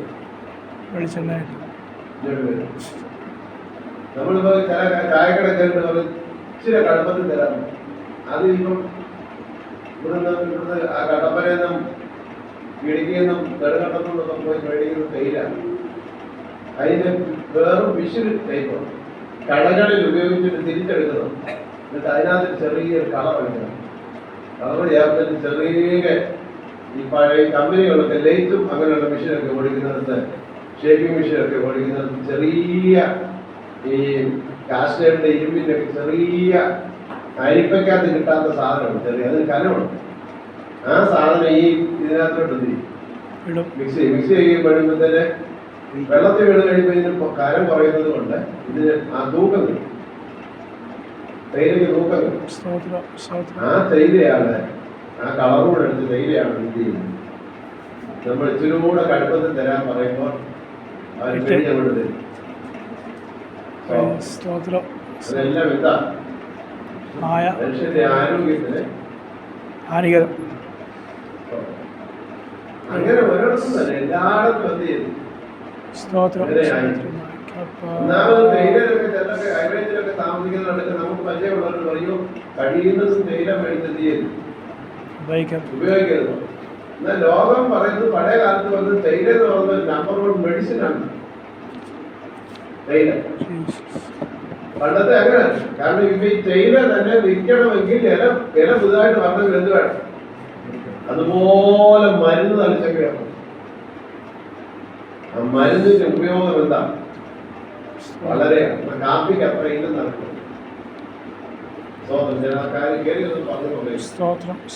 പൗലോസിനെ കണ്ടപ്പോൾ പറയും, പൗലോസിന് നല്ല ഉറപ്പുണ്ട്. എന്റെ കൂടെ ഉള്ളവരെ വിടുവിക്കുന്നത് മാത്രമല്ല, നിന്നോടുള്ള വാഗ്ദത്തം അവരെ വിടുവിക്കും. അത് മാത്രമല്ല, അവരെവിടെ നിൽക്കേണ്ടവരാണ്? നീ കൈസരുടെ മുമ്പിൽ നിൽക്കേണ്ടവരാണ്. അതുകൊണ്ട് നിന്റെ ജീവൻ ഒരു ആപത്തും വരും. ഈ ഒരു ഉറപ്പാണ് ഈ പാമ്പ് കടിച്ചപ്പോഴും പൗലോസിന് ഒരു ചഞ്ചലിപ്പില്ല. എപ്പോഴും ഓർക്കണം, ദൈവം ചില വാഗ്ദത്തങ്ങൾ തന്നിട്ടുണ്ടെങ്കിൽ കർത്താവിന്റെ വരവ് താമസിച്ചാൽ അത് നിറവേറും നല്ല ഉറപ്പുണ്ടാകും. അതിനിടയിൽ എന്തെല്ലാം അസ്വസ്ഥതയോ ബുദ്ധിമുട്ടുകളോ കാര്യങ്ങളോ ഒക്കെ ഉണ്ടായെന്ന് പറഞ്ഞാലും ഒന്നും എന്ത് ചെയ്യും? പിതാവേ, സ്തുതിക്കുന്നു. ചഞ്ചലം മനസ്സെന്ത് ചെയ്യരുത്, പതറിപ്പോയത്. മനസ്സ് പതറുമ്പോഴാണ് പലതും നമ്മളെയൊക്കെ എന്ത് ചെയ്യുന്നത്, പിടിക്കാം. അറ്റാക്ക് ചെയ്യുന്നത്. മനസ്സ് പതറരുത്. ദൈവം എന്നോട് വാഗ്ദത്തം പറഞ്ഞിട്ടുണ്ട്. ആ വാഗ്ദത്തം ദൈവം എന്ത് ചെയ്യും? വർത്തിക്കും. നിറവേറ്റും. ആമേൻ. സ്തോത്രം. ആ ഉറപ്പ് നമുക്ക് വേണം. അതാണ് ദൈവത്തിന്റെ പദ്ധതി. ആ ദൈവം ആരാ? വിശ്വസ്തനായ ദൈവമാണ്. അപ്പൊ നമുക്കെപ്പോഴും നമ്മളോട് പറഞ്ഞിരിക്കുന്ന ദൈവശബ്ദത്തിന് എന്ത് വേണം? ഇല്ലെങ്കിൽ ഒരു ചെറിയ പനി വരുമ്പോൾ നമ്മൾ നെഞ്ചത്ത് കാണിച്ച് മാകം തകർന്ന് അരിപ്പണമായിരുന്നു. പക്ഷേ പൗലോസിന് ഓരോ ദിവസത്തില് വാഗ്ദത്തം പറഞ്ഞവരെ ആരും എടുത്തോട്ടോ. അവരുടെ ഭാഷ നീതിയിലെ അണലി ഇദ്ദേഹത്തെ കേൾക്കാനിച്ചു. കാണുന്നത് മാത്രമല്ല, നീതിദേവിയാണ് തന്നെ അർത്ഥം. ആ രീതി വ്യാഖ്യാനിച്ചില്ല. അവരുടെ രീതി പറയുകയാണ് എന്ത് സംഭവിക്കും. ഇപ്പം സാക്ഷാൽ ആരാ?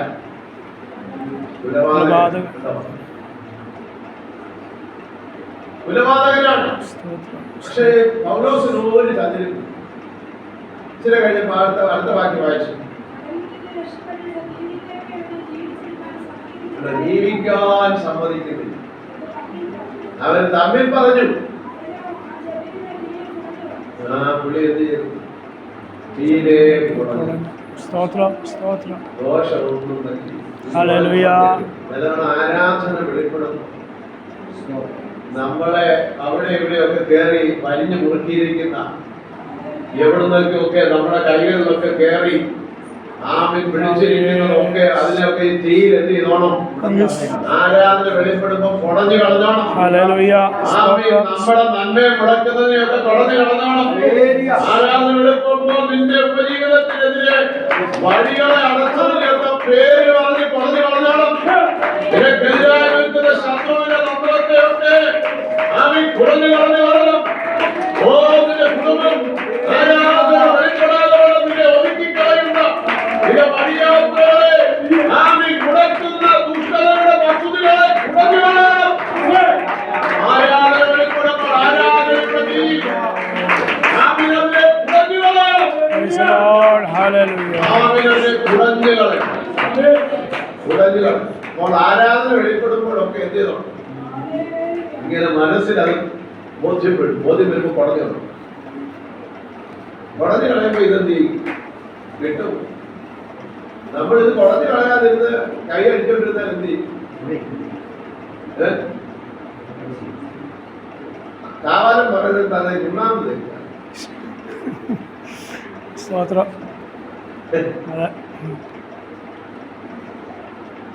ഇന്നലെ പറഞ്ഞത് കേട്ടു. വന്നിരിക്കുക 80 കിലോ ഉണ്ട്. ഒന്ന് കുലുങ്ങേലും ചെയ്യാം.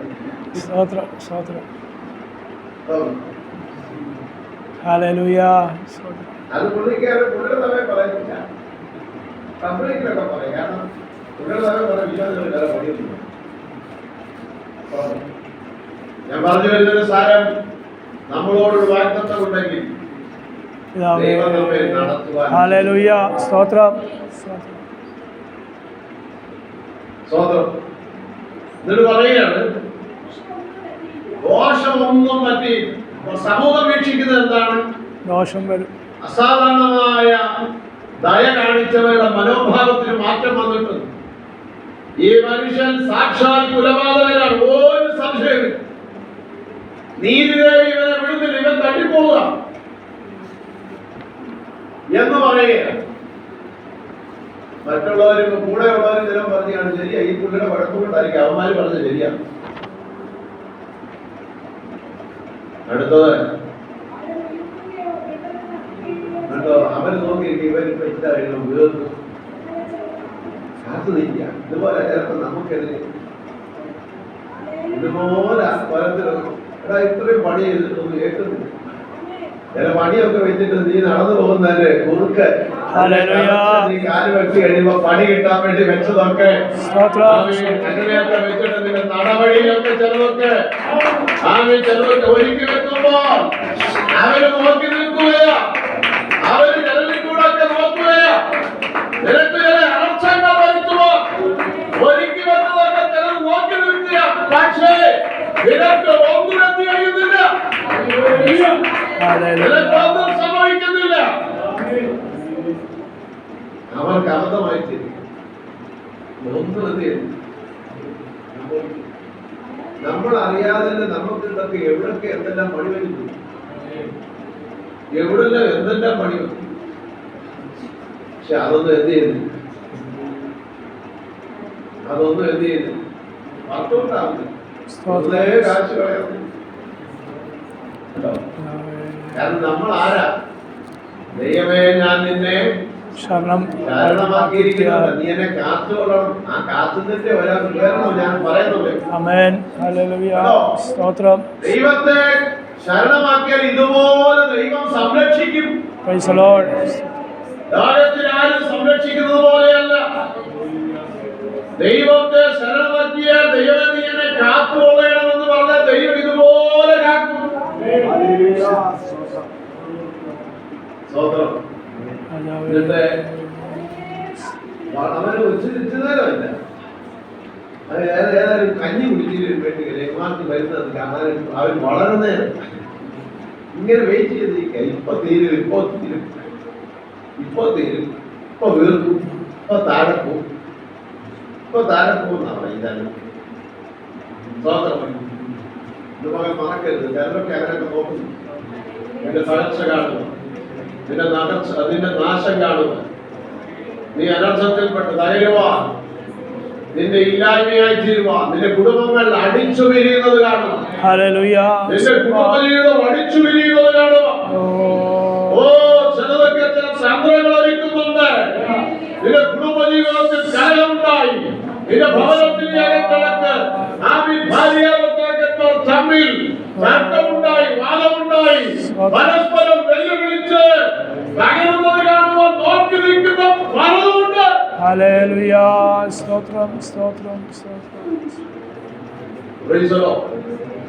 നോക്കി നിൽക്കുന്ന പലതുമുണ്ട്. മകൻ ഒന്നുറച്ചുകൊള്ളുക, വിളിച്ച ദൈവം ശരണമാക്കിയിരിക്കുന്നവനോട് ഒന്നുകൂടെ മുറുകെ പിടിച്ച് പറയണം, കർത്താവേ കാത്തുകൊള്ളണമേ, കാത്തുകൊള്ളണമേ, ദൈവമേ നീ കാത്തുകൊള്ളണമേ. പ്രാർത്ഥിച്ചുകൊള്ളും. ഒന്നുകൂടെ ദൈവമേ ഇന്നുപോലെ തിരിച്ചറിയണം. എപ്പോഴും ഓർക്കണം, അകത്തളങ്ങളിൽ കലകമിട്ട് തകർക്കുവാൻ വരുന്നത് ആരാ? അറക്കുവാനും പിടിക്കുവാനും നിന്നെ തകർക്കുവാൻ വരുന്ന പിശാച്. ഭവനത്തിന്റെ അകത്തളങ്ങളിൽ കലഹമുണ്ടാക്കുന്ന, ആത്മാവിന്റെ സ്വാരസ്യം വെളിപ്പെടുത്തുന്ന പൈശാചിക മണ്ഡലങ്ങൾ ചില വ്യക്തികളെ ദൈവാത്മാവിനെ കാണിക്കുന്നുണ്ട് പറഞ്ഞു. അപ്പോൾ അവരൊക്കെ ഇതിന്റെ പുറകിൽ നിന്റെ തകർച്ച കാണുവാൻ, നീ വീർത്തു വീഴുന്നത് കാണുവാൻ, നീ ചത്തു വീഴുന്നത് കാണുവാൻ, നിനക്ക് സംഭവിക്കുന്നത് കാണുവാൻ, നമ്മുടെ പണികളൊക്കെ വർക്കൗട്ടായി എന്നവർ വിചാരിച്ചു കൊണ്ടിരിക്കുമ്പോ ഇന്ന് മുതൽ ദൈവാത്മാവിനെ വിളിച്ചു പറയാം, ദൈവിക വാഗ്ദത്തമുള്ള നിനക്ക് ഒരു ദോഷവും വരുവാൻ ദൈവിക സാന്നിധ്യമുള്ള നിനക്ക് ദൈവത്തെ മുറുകെ പിടിക്കുന്ന, ദൈവത്തിൽ ആശ്രയിച്ചിരിക്കുന്ന, ശരണമാക്കിയിരിക്കുന്ന നിനക്കൊരു തകർച്ച വരുവാൻ ദൈവം സമ്മതിക്കും. പല പല തന്ത്രങ്ങൾ, പല പല വഴികൾ, പലതും പലതും നേർന്നും പറഞ്ഞും പലരും പതിരും ദുടവ ഹത്തുന, അതേ പലരും പതിരും ദുടകം ഘടകം ഘടകം വേരം വേദി കെട്ടി അടലം പലരും ദുടല അടല രുടല രുടവേ അച്ഛ രാജ രുടവേ വൈരേ വികസുര്യാവലകരസം ഉപകലവലവലവലം മറ്റും വാഴും കൊടുത്തിരുന്നതൊക്കെ ഉയർത്തവേ ഇത് ഫലപ്രദമാകുമോ? ഓ ശത്രുത ഭദ്രമാകുമോ? ഇതുപോലെ നന്മാകുമോ? ഞാൻ ചിലതിനെ ഇടപെടുമ്പോൾ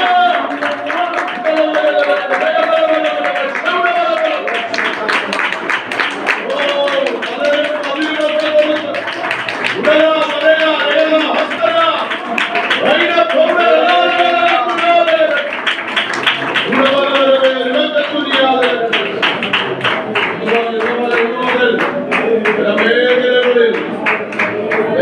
ദൈവത്തിന്റെ സന്ദർശനം വരുന്നു.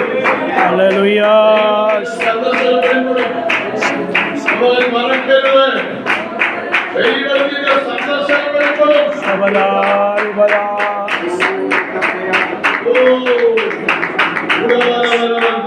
സബേരബാ.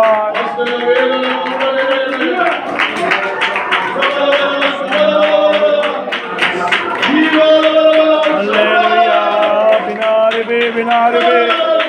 വാദേ വലേ വാദേ വലേ വാദേ വലേ. ഹല്ലേലൂയ. ജയം ജയം ജയം ജയം നൽകുന്നവനേ സബാരബേ.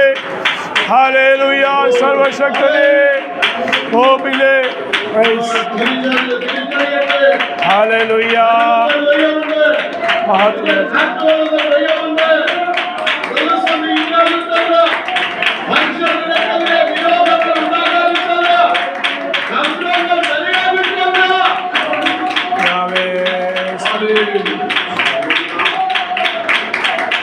ഹല്ലേലൂയ. മസീ മസീ ഒരിക്കൽ ഞാൻ ഈ രാത്രി പൂർണ്ണമായ ശുശ്രൂഷയിലേക്ക് ഇറങ്ങി. അന്ന് ദൈവാത്മാവ് വെളിപ്പാടക്കുന്നു. കൗമ്രയാന്റെ സമയത്ത് ജീവപ്രൈസ് മാസം എന്ന് പറഞ്ഞ മാസമാണ് ശുശ്രൂഷ. രാത്രി എന്നെ കാണിക്കുക അദ്ദേഹത്തിന്റെ രൂപം ഉണ്ടാക്കി പ്ലാസ്റ്റർ ഓഫ് പാരീസ് പോലെ ഒരു മാവിൽ ഏതാണ്ട് ഉണ്ടാക്കി. അരിമാവ് അങ്ങനെയുള്ള മാവ് ഇങ്ങനെ കിടക്കി. ഞാൻ 5 പേര് നിൽക്കും. 2 പൂജാരിമാരെ വാളുണ്ടാക്കി അതിലോട്ട് ഇവരിങ്ങനെ ഓർമ്മൊക്കെ ചെയ്തിട്ടുണ്ട്. അപ്പൊ അവരൊരു വാളെടുത്തിട്ട് പുള്ളിയുടെ ഓരോ ശരീരത്തിന്റെ ഭാഗങ്ങൾ വെട്ടി ഇതിനകത്തോട്ട് ഇടുക. അങ്ങനെ ഇടാനായിട്ട് തുടങ്ങി. പെട്ടെന്ന് തന്നെ ദൈവാത്മാവിനെ കാണിച്ചിട്ട് പറഞ്ഞ് എഴുന്നേറ്റ് പ്രാർത്ഥിക്കണം. ഞാനിങ്ങനെ പ്രാർത്ഥന യേശുവിന്റെ നാമത്തിൽ അവരുടെ കൈകൾ പ്രതിക്കപ്പെടട്ടെ പറഞ്ഞപ്പോൾ എവിടുന്ന് എനിക്കറിയില്ല. കയർ വന്നിട്ട് ഈ പൂജാരി ആദ്യം ഒരു തൂണോട് ഞാൻ തല വരച്ചു. നിൽക്കുന്ന തൊട്ടിപ്പുറത്തെ വീട്ടിലെ അവനാണ്. ഏറെ കാലങ്ങളായിട്ടുള്ള സഭയ്ക്കെതിരെ ദൈവാത്മാവിനെ പ്രാർത്ഥിക്കാൻ പറഞ്ഞു. അതിനെ ആത്മാവിൽ അവന്റെ രൂപപീഠത്തെ എല്ലാം നീടിച്ചേക്കായിരുന്നു. അപ്പോൾ ആ ഒരു വിഷയത്തിൽ അദ്ദേഹത്തിന് വിടുതലുണ്ട്. അദ്ദേഹം മകനുണ്ട്. ഞാൻ അദ്ദേഹത്തോട് കാണിച്ച് ദൈവാത്മാവിനെ പ്രാർത്ഥന. ഒരു ദിവസം അദ്ദേഹം വെള്ളിക്കുളത്തുനിന്ന് ഇങ്ങനെ വരും. അവിടെ പെട്രോൾ പമ്പുണ്ട്. ആ വഴിയെ പുള്ളി മോനും കൂടെ സ്കൂളിൽ പോകുമ്പോൾ പുള്ളിക്കാരൻ്റെ മോനെ നോക്കാൻ വന്നില്ല. പുള്ളി സൈഡ് ഓണായിരുന്നു. പുള്ളി വണ്ടി ബൈക്ക് സ്കൂളിൽ ഓണാക്കാൻ മോനൊരു കുഴപ്പം പറ്റില്ല. പുള്ളിക്ക് വേറെ കുഴപ്പമില്ല. ഈ വീട് പിടിച്ചു കഴിഞ്ഞപ്പോൾ പഴയ ബജാജിൻ്റെ ആ മീറ്ററുണ്ട്. മീറ്ററിൻ്റെ അകത്ത് ഭയങ്കര കട്ടിയാണ്, നല്ല വക്കാണ്. അത് എന്നിട്ട് ഇവിടോട്ട് കഴിക്കുന്നുണ്ട്. ഇവിടെ അതുകൊണ്ട് നമുക്കൊരു വേറെ കഴിയുമ്പോൾ അത്രയും മുറിഞ്ഞോ പെട്ടെന്ന് വെള്ളത്തിക്കാൻ വീഴണം. പെട്ടെന്ന് പുള്ളിയെ പെട്ടെന്ന് ആശുപത്രി ആ മരണത്തിൽ മുന്തി പറഞ്ഞു വരുന്ന സാരം. അങ്ങനെയുള്ള തന്ത്രങ്ങളൊക്കെ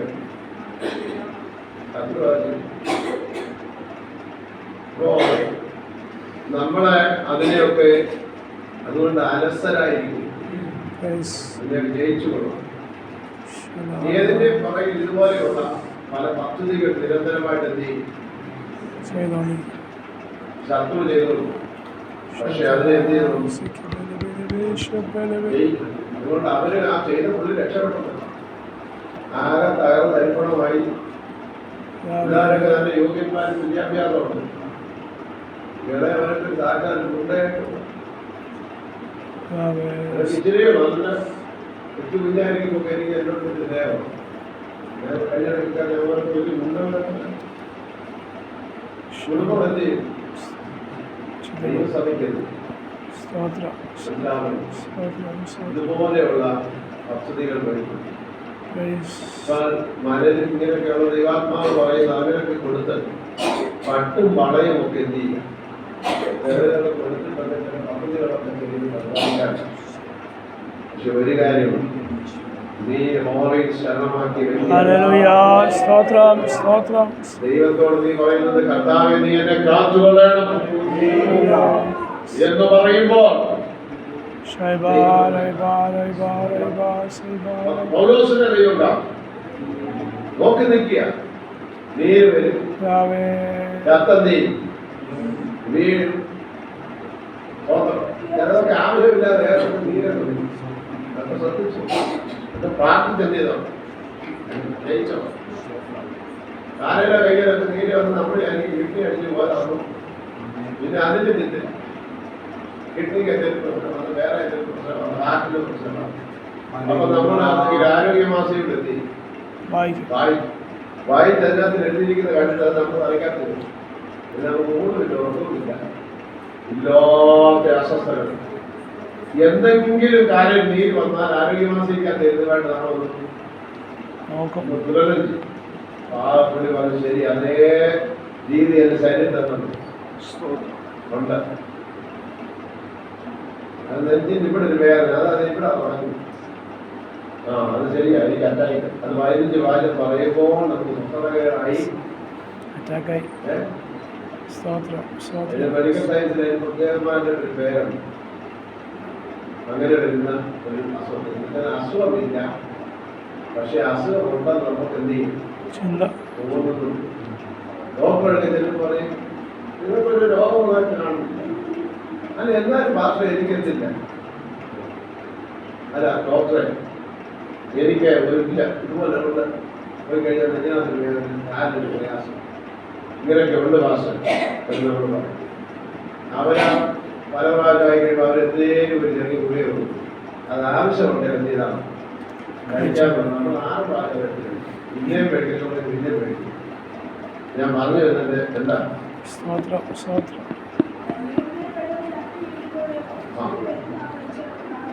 അവർ കാത്തു നിൽക്കും. ചിലരൊക്കെ കാത്തു നിൽക്കുന്നുണ്ട്. ഞങ്ങോട്ട് പോകുമ്പോഴും ഇങ്ങോട്ട് പോകുമ്പോഴും ഒക്കെ എന്ത് ചെയ്യുന്നുണ്ട്, കാത്തു നിൽക്കുന്നുണ്ട്. ചിലർ നിന്റെ വീഴ്ച കാണുവാൻ, നിന്റെ ഉയർച്ച കാണുവാൻ. ആമേൻ. ഏത് കാലത്ത് ഈ നമ്മളോട് വളരെ സ്നേഹത്തോട് സുഖമായിട്ടിരിക്കുന്നത് ചോദിക്കുന്നവരൊക്കെ നമുക്കൊരു ചെറിയൊരു ഉയർച്ചയോ കാര്യങ്ങളോ ഒക്കെ വന്നു കഴിയുമ്പോൾ അവരുടെ ചോദ്യം നിൽക്കും, മുഖത്തിന്റെ പാട്ടും. നിങ്ങളിപ്പോ ഒരു പുതിയ വണ്ടിയുണ്ട്, എന്താ വണ്ടി ഒന്നും ഇല്ല, എങ്ങനെയാ പോകുന്നത്? എടുക്കണില്ല. അത് നീ എടുത്തു കഴിയുന്ന ആ പുള്ളി 2 മാസം നോക്കിയാൽ മതി. അവർ പിന്നെ നിന്നെ കണ്ടാൽ പിന്നെ ഇല്ല, പഴയ പോലുള്ള ഒരു സന്തോഷം. ഇത് ലോക സകലം. പിന്നെ അത് നമ്മളോട് സന്തോഷത്തോടല്ല ഇതൊന്നും മേടിക്കണമെന്ന് പറയും. അപ്പോ ഞാൻ പറഞ്ഞു വരുന്ന സാധനം മറക്കരുത്. എന്ത് സംഭവിക്കും നോക്കുന്നോ. അല്പം കഴിഞ്ഞപ്പോൾ ആ വാക്യങ്ങളെ വായിച്ചുകൊണ്ട് നമുക്ക് ആപത്തൊന്നും ഭവിക്കയില്ലെന്ന് കണ്ടപ്പോ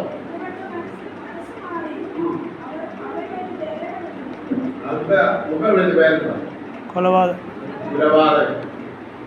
ഇപ്പോഴോ ദേവൻ. നമ്മുടെ പേരെന്താണ്? അവന് ദേവൻ. അവന് കുലപാതകൻ അയച്ചു. മനുഷ്യന്റെ മനസ്സെത്തി മാറിക്കൊണ്ടിരിക്കും. നമ്മളൊരു ക്ഷീണം വരുമ്പോൾ സമൂഹം നമ്മളെ പെട്ടെന്ന് പറയും അവന് കയ്യിൽ കൊണ്ടുവരും. എന്നാൽ നമുക്കൊരു ഉയർച്ച വരുമ്പോൾ പെട്ടെന്ന് അവരുടെ മനോഭാവമാണ്. ഇതാണ് സമൂഹത്തിന്റെ വിലയിരുത്തൽ. എന്നാലൊരു ദൈവവേദനന്റെ വിലയിരുത്തൽ അങ്ങനല്ല. നന്മ വന്നാലും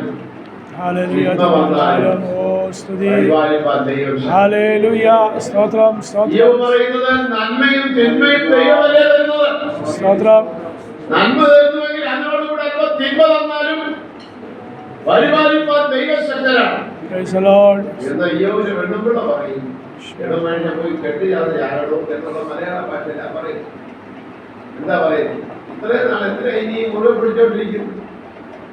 ഈ ദൈവത്തെ എന്തിനാ മുറിവ് പിടിച്ചോണ്ടിരിക്കും? ഉള്ളത് പോകാനുള്ളത് ഇവിടെ എന്ത് ചെയ്തു?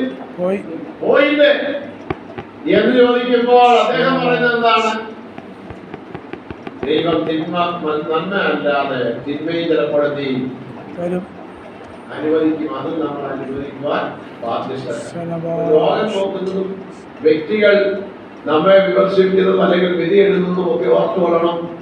പ്രിയമുള്ളവരെ, നാം ദൈവത്തിന് വേണ്ടി ദൈവത്തിൽ ആശ്രയമുള്ള ശരണമാക്കിയവരാണെങ്കിൽ ദൈവത്തോട് പറയുക, കർത്താവേ നീ എന്നെ കാത്തുകൊള്ളണം എന്ന് പറഞ്ഞാൽ നമ്മെ സകല വഴികളിലും ദൈവം കാക്കും.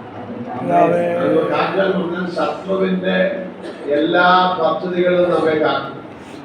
നമ്മുടെ കണ്ണിനെ കാക്കും. കാലവനാണ് പറയുന്നത്, കണ്ണിനെ കണ്ണുനീരിൽ നിന്ന്, കാലിനെ വീഴ്ചയിൽ നിന്ന്, പ്രാണനെ മരണത്തിലും. അപ്പൊ കാക്കുക എന്ന് പറഞ്ഞ ഇങ്ങനെയുള്ള വലിയ വ്യവസ്ഥകളാണ്. അപ്പോൾ നമ്മുടെ സമസ്ത മേഖലകളിലും നമ്മെ കാക്കും. നമ്മുടെ വാഹനയാത്രകളെ കാക്കും. കുഞ്ഞുങ്ങൾ സ്കൂളിൽ പോകുമ്പോൾ ആമീൻ അവരെ ദൈവം കാക്കും. ആമീൻ. അതുകൊണ്ട് നമ്മൾ അവരെ പോകുമ്പോൾ പ്രാർത്ഥിച്ചു വിടണം, തലേ കൈവച്ച് വിടണം. തിരിച്ചു വന്നു കഴിയുമ്പോഴും തലേ കൈവെക്കണം. തലേ കൈവെക്കാൻ ഈ ഭൂതം പോലെ ജാതിക്കുന്നതെന്ന് പറഞ്ഞാൽ തലേ കൈവെക്കാതിരിക്കരുത്, കൊടയൊക്കെ ചെയ്യരുത്, അതിലൊന്നും അംഗീകരിക്കരുത്. തലേ കൈവെക്കുമ്പോൾ വെറുതെ പണി വരുന്നോ, അമ്മയ്ക്ക് വേറെ പണിയൊന്നും തല കൂടി വെളുപ്പാക്കും. എന്നാലും തലയിൽ എന്ത് ചെയ്യണം കേട്ടോ? തലേ കൈവെച്ചോ. ഇത് പറയും ഈ അമ്മയ്ക്ക് വേറെ പണിയൊന്നും ഇല്ലേ, ഞാൻ എത്ര നേരം കണ്ട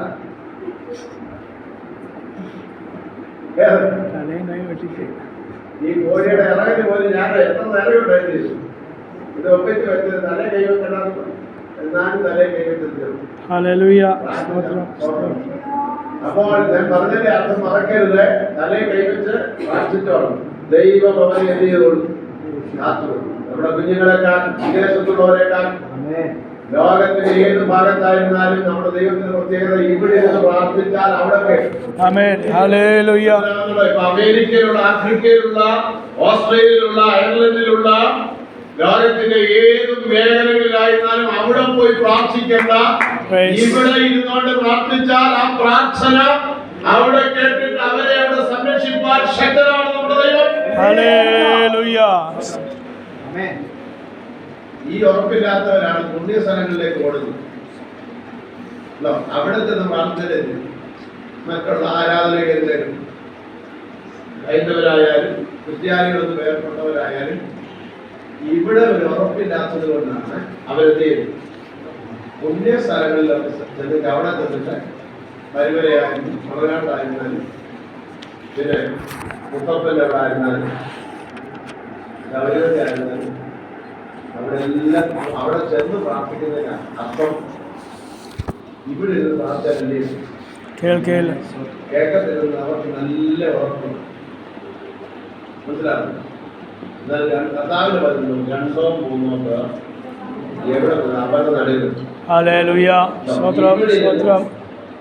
എരിശിലേമാരെ പറഞ്ഞു, ഏതെങ്കിലും രാജ്യത്ത് ചിതറി പാർക്കുന്ന സമയത്ത് എരിശിലേമിനെതിരെയുള്ള ആ ഒരു വിക്ക് കണ്ടിട്ട് അതിന് പിരിവാദം തുറന്നിട്ട് അവിടെ ഇവിടുന്ന് പ്രാർത്ഥന ആ പ്രാർത്ഥന അങ്ങനെ കേൾക്കുന്നു. എരിശിലേമുമായിട്ട് 2000-3000 കിലോമീറ്റർ അപ്പുറമായിരുന്നാലും ആ യെരൂശലേമിന് നേർക്കുള്ള, അതുകൊണ്ടാണ് ദാനിയേൽ ആ നേർക്കുള്ള വാതിൽ തുറന്നിട്ട് അങ്ങോട്ട് നോക്കി പ്രാർത്ഥിച്ചു. അവിടെ ചെന്ന് പ്രാർത്ഥിക്കാതെ ഇവിടെ ജനക്കാണ് ഇസ്രായേലിൽ ചെന്ന് ആ വെള്ളത്തിൽ മുന്നോട്ട് ചാടുന്നത്. അത് കുടിക്കാൻ അപ്പൊ ഇവൻ ജ്ഞാനപ്പെട്ട എന്തില്ല, ഉറപ്പില്ല. കർത്താവിനെ കാണാതെ വിശ്വസിക്കുന്നു. അങ്ങനെയല്ലേ നമ്മൾ കർത്താവിനെ കണ്ടിട്ടാണ് കർത്താവ് ജ്ഞാനപ്പെട്ട വെള്ളത്തിൽ പോയി ജ്ഞാനപ്പെട്ട ഗുണം വരുന്നത്. ഇവിടെ ജ്ഞാനപ്പെട്ടതാ, പിന്നെ അവിടെ പോയി ഒന്നുകൂടെ ജ്ഞാനപ്പെടില്ല. അവന്റെ ജീവിതത്തിൽ അവൻ എന്തില്ല, ഉറപ്പില്ല. കർത്താവ് നടന്ന സ്ഥലങ്ങളോ കർത്താവ് ജനിച്ച പട്ടണങ്ങളോ കാണുന്ന പാവമല്ല, അത് അനുഗ്രഹം. പക്ഷെ അവിടെ പോയി ഇങ്ങനെയുള്ള സമുദായക്കാർ ലോകമനുഷ്യൻ കാണിക്കുന്ന പോലെ ചെയ്യരുത്. നമുക്ക് ഉറപ്പില്ല, വിശ്വാസം. നമ്മൾ ഇവിടെ സ്നാനപ്പെട്ടിട്ട് പിന്നെ അവിടെ എന്ത് ചെയ്യും? അവിടെ പോകുമ്പോൾ ആ വെള്ളത്തിൽ ജ്ഞാനപ്പെടാതെ മൂലജിമാരൊക്കെ ജ്ഞാനപ്പെടുന്ന ആദ്യം ജ്ഞാനപ്പെടും. ഞാനെതിരെ പോയി അമ്മയാറ്റിയോട് ഒഴിയും. സ്തോത്രം. നമ്മൾ പ്രാപിച്ചതിനെ കുറിച്ച് നമുക്ക് എന്ത് വേണം? ഉറപ്പ്, നല്ല ഉറപ്പ്. കാണാതെ വിശ്വസിക്കുന്നവർ ഭാഗ്യവാന്മാരാണ്. നമുക്ക് കാണാതെ വിശ്വസിക്കുവാനാണ് നമുക്ക് കൃപ ലഭിച്ചത്. സ്തോത്രം സ്തോത്രം. ഒളിത്തുമകൻ മറക്കരുത്. ശബല ഏത് സാഹചര്യത്തിൽ നമ്മെ കാത്തു രക്ഷിപ്പാൻ നമ്മുടെ ദൈവശക്തൻ. ദൈവത്തോട് പറയാ, ദൈവമേ ഞാൻ നിന്നെ എന്ത് ചെയ്തിരിക്കുക? ശരണമാക്കിയിരിക്കുക. നീ എന്നെ കാത്തുകൊള്ളണം. ശരണമാക്കിയ 3-4 പേരുടെ ചരിത്രമാണ് ഓർപ്പിച്ചത്. അവരെ അതുപോലെയുള്ള പ്രതിസന്ധിയുടെ നടുവിൽ എന്ത് ചെയ്തു? ദൈവനെ സൂക്ഷിച്ചു. കണ്ണിനെ കണ്ണുനീരിൽ നിന്നും കാലിനെ വീഴ്ചയിൽ നിന്നും പ്രാണനെ മരണത്തിൽ നിന്ന് വിടുവിച്ചു. അതിലേക്ക് നമ്മുടെ കുഞ്ഞുങ്ങളെ സൂക്ഷിക്കും.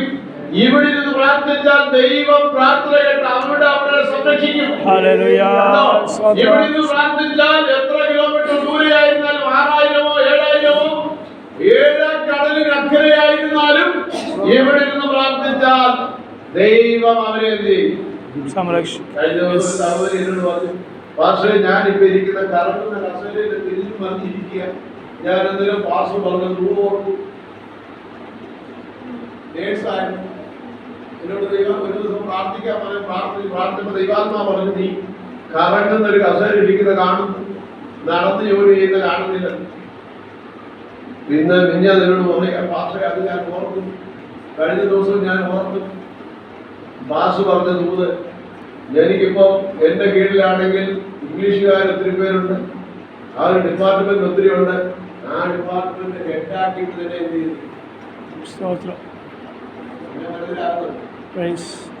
ഇങ്ങനെയായിരിക്കുന്നത് അർജുന്റെ അവിടെ, പിന്നെ അവിടെ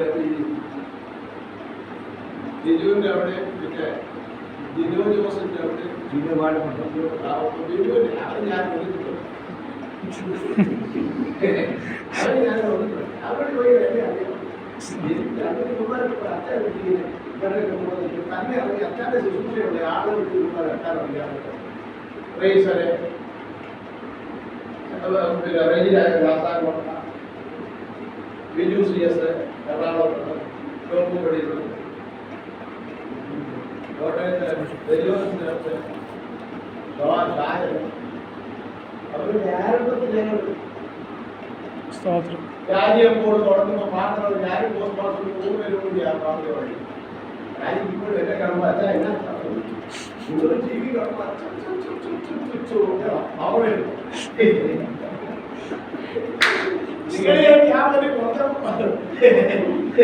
എന്റെ ദൈവം ചെയ്യുന്നു.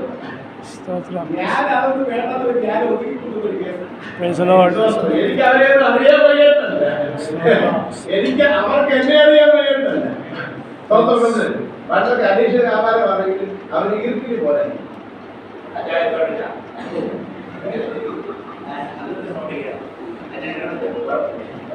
ഇത്രേ ഈർക്കിന് പോലെ ആയിരിക്കും. അപ്പൊ ഇവിടെ വരെ കൂടി എന്ത് ചെയ്തു?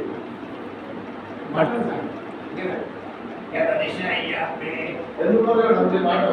അന്ന് പുള്ളി വചനത്തല്ല നിശ്ചയം. അന്ന് പുള്ളി പ്രവാചകൻ. അപ്പൊ ഞാൻ ഗൗരവ സമയം വരും.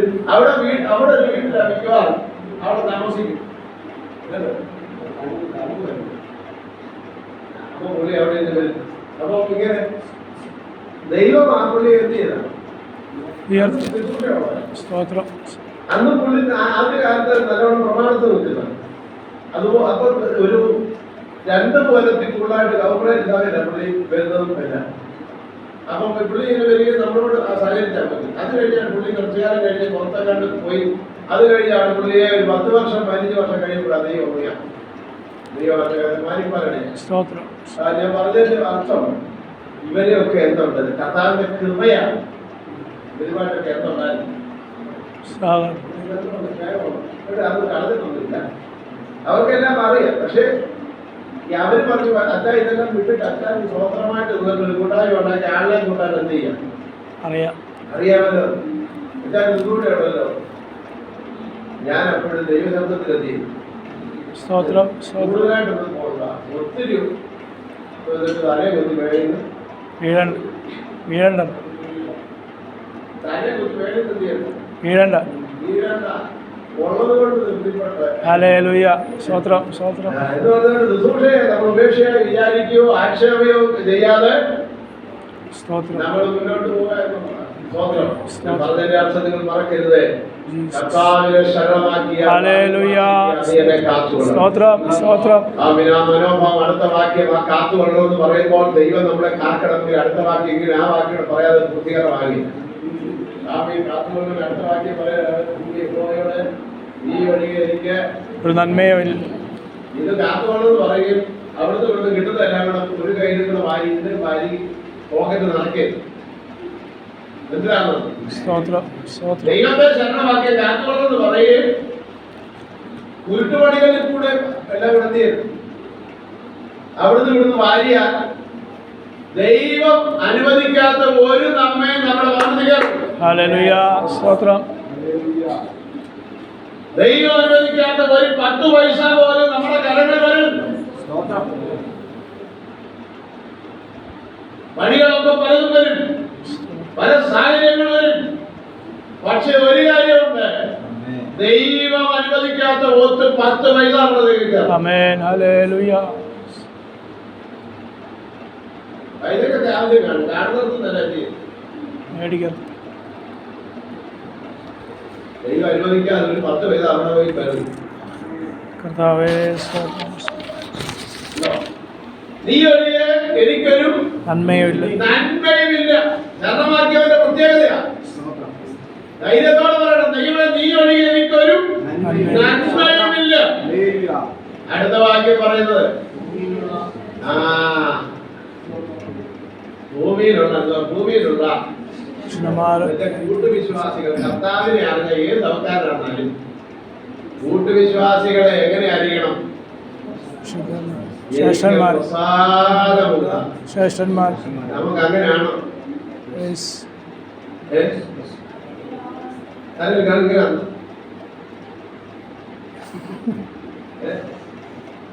സ്തോത്രം, സ്തോത്രം. ദൈവം ശരണമായി കാക്കണമെങ്കിൽ ദൈവത്തെ കൂടാത്ത ഒറ്റ നന്മയും നമ്മുടെ അകത്ത് വരരുത്. 2, ഭൂമിയിലുള്ള കൂട്ടുവിശ്വാസികളെ, സഹോദരങ്ങളെ, ദേശത്തുള്ളവരെ, ഒരു സഭയിലുള്ളവരെ എങ്ങനെ കാണണം?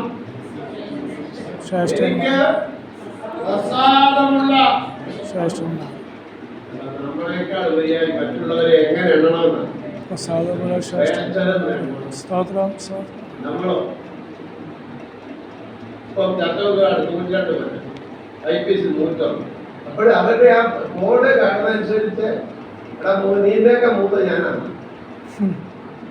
അവരെല്ലാം പ്രസംഗിക്കുന്ന കർത്താവിനെ പ്രസംഗിച്ച് നാളെ രാവിലെ ഇവരെല്ലാം ഒന്നിച്ചിരുന്ന് സ്പേസ് കയറ്റിക്കൊണ്ട് മാനായിട്ട് നോക്കും. അന്നേരം ഇവരുടെ ബോർഡെല്ലാം കാണുന്നതനുസരിച്ച് നോക്കിക്കഴിഞ്ഞാൽ IPC നിന്നേക്കാ മൂത്തത് ആരാ? 102 ഞാനാണ് നിന്നേക്കാ മൂത്തത്. എന്നിട്ട് നിന്നേക്കാ മുമ്പിൽ ഇറങ്ങി ഞാനാണ്. നിന്നേക്കാ മുമ്പേ പരിചയം മാറ്റി തരും. അങ്ങനെ ദൈവമായി ജയിച്ചു വെച്ച അങ്ങനെ പരിപാടി. ഭൂമിയിലുള്ള വിശുദ്ധന്മാരോ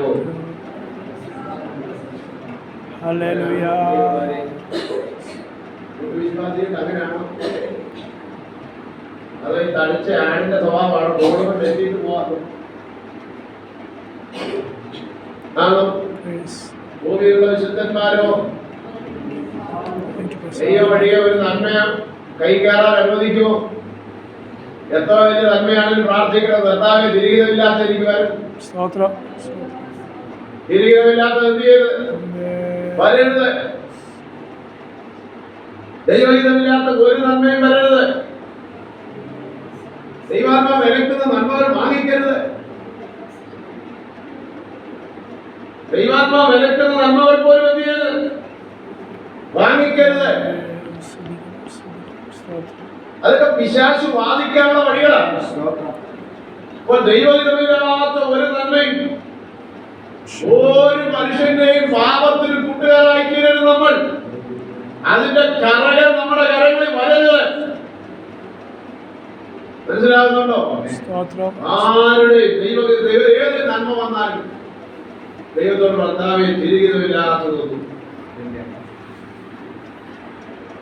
ഞാൻ ഇത് ലോൺ എടുക്കാൻ പോയി. ഞാൻ എന്റെ കാര്യം പറഞ്ഞു പോയപ്പോ എനിക്കറിയാം. ഞാൻ പറഞ്ഞു കർത്താവേ എന്നെയും കുരുക്കി കാണിക്കരുത്. എന്നെ കുരുക്കി ചാടിക്കരുത്. ഇപ്പൊ കോൺട്രാക്ടർ പറയും ഭാഷ ഇത്രയെങ്കിലും കുഴപ്പമില്ല, ഇതിനെടുത്ത് അടക്കാം. ഞാൻ നിന്റെ കയ്യിൽ നോക്കി ഞാൻ 16 പ്രാവശ്യം പിന്നെ ഒന്നുകൂടെ ആലോചിച്ചിട്ട് ദൈവമേ പിന്നെ മുട്ടയിരുന്ന് പ്രാർത്ഥിക്കും. മനസ്സിലാവും? അത് അവരുടെ ശൈലി. ഞാൻ ദൈവവിധി, ഞാൻ ദൈവദാസൻ. ദൈവത്തിനെ മാനിക്കുമെന്ന് പ്രസംഗിക്കുന്നതാണ്. ഞാൻ പോയി ആ വീട്ടിൽ പോയി തലയിട്ട് കൊടുക്കാൻ ഞാൻ പറഞ്ഞു, കർത്താവേ അവന്റെ ആലോചന ഞാൻ കൊടുക്കരുത്. അവന്റെ ആലോചനയാണ് കൊടുക്കരുത്. വിളിച്ച ദൈവമാണ് വിശ്വാസം. ഞാൻ നിങ്ങളോട് കഴിഞ്ഞ ഈയിടെയോട് പറഞ്ഞു, കഴിഞ്ഞ ഞങ്ങളെ ഞാൻ പണ്ട് ബുദ്ധിമുട്ടിച്ചിരുന്ന സമയത്ത് കണ്ടു. ദൈവസഭയിൽ ഒരാൾ പാസ് കയറി വന്നിട്ട് പറയണം അങ്ങനെ ആവർത്തനം സമയം. അപ്പം പറഞ്ഞാന്ന് പറഞ്ഞിട്ടില്ല. അദ്ദേഹം വന്ന് ഒരു വലിയ കോസ്റ്റ്യൂം വേണം, വടക്കേന്ത്യ പ്രവർത്തിക്കും, 55 ലക്ഷം രൂപയുടെ വണ്ടി. അന്നേരം കയ്യിൽ 3 ഐഫോൺ ഉണ്ട്. 3 ഐഫോൺ ഉണ്ട്. വേറെ അയാൾക്കൊക്കെ എന്നെ അഹങ്കാരം വന്നു. ആ പുള്ളി ഇങ്ങനെ പുറകെ വന്നിരുന്നു. പറഞ്ഞു കഴിഞ്ഞപ്പോൾ അവിടുത്തെ ഭാഷ വിളിച്ച് അദ്ദേഹത്തോട് കഴിഞ്ഞ രാത്രി ദൈവാത്മാവ് സംസാരിക്കുന്നില്ല. ആരോ ഒരാൾ പേര് 2 പേര് വന്നു. അപ്പോൾ വന്നിരുന്നു കഴിഞ്ഞു. അപ്പോൾ പറഞ്ഞ് ആ പണ്ട് ആ മുണ്ടെടുത്ത് ദുബായിട്ട് ഭാഷ. ഞാൻ ആ പുള്ളിയെ കാണാൻ വന്നു. ആരെ എന്നെ കാണുമ്പോൾ വിശ്വാസം അത് ഭാഷ അനീച്ചം ഭാഷ അനീച്ചം ഭാഷ പറയുന്നു. അവർ പറഞ്ഞു, ഞാൻ ഒരു ദിവസം ഇതിനെ പോകുമ്പോൾ 36 മീറ്റിങ്ങിന് പോവാം. 10 വരെ ബൈക്കിലേക്ക്. ഞാൻ ബൈക്കേലായിരുന്നു. എൻ്റെ 10 പെട്രോൾ ഇവിടെ തീർന്നു. മീറ്റിങ്ങിന് പോകണം. എൻ്റെ ഒരു ഗതി 5 പൈസ കഴിഞ്ഞു. എന്നാൽ ഞാൻ നോക്കിക്കൊണ്ട് ചർച്ച അവരുടെ ഭാഷ അവിടെ നിൽക്കുന്നുണ്ട്. കണ്ടിന് കയറി വന്നിട്ട് ഭാഷ പെട്രോൾ സാരമില്ല എന്നാ. അപ്പം പറയും ഇവിടെ പോയി ഇതിലേക്ക് പോയി വാങ്ങിച്ചാൽ മതി എന്ന്. അപ്പോൾ പറഞ്ഞു ഭാഷയെ മേടിക്കാൻ മാന്യനായിട്ട് പറഞ്ഞു മേടിക്കാൻ അയച്ചില്ല. ഞാൻ അവർ പറഞ്ഞപ്പോഴാവട്ടെ അന്ന് ഞാൻ അദ്ദേഹത്തിന് 500 രൂപ കൊടുത്തെന്നാണ് പറയുന്നത്. അയാൾ പോയി പെട്രോൾ മേടിച്ചു. അയാൾ പിന്നെ മീറ്റിങ്ങിന് കയറിയിരുന്നു. ഞാൻ അദ്ദേഹത്തോട് ഇച്ചിരി ദൂരമൊക്കെ പറഞ്ഞു. അതും അദ്ദേഹം പറഞ്ഞു ദൈവത്തിനെ മാനിക്കുന്ന കാര്യം. ആ മനുഷ്യൻ എന്നോട് പറഞ്ഞു, അവരോട് പറഞ്ഞു ഞാൻ ഞങ്ങൾ ആ പുള്ളിയെ കാണാൻ വേണ്ടി വന്നതാണ്. അത് കഴിഞ്ഞ് ദൈവം എന്നെ എന്ത് ചെയ്തു, അത് ഉയർത്തി. അന്നേരം പറഞ്ഞു ഞാനിപ്പോൾ വന്ന 55 ലക്ഷത്തേലാണ്.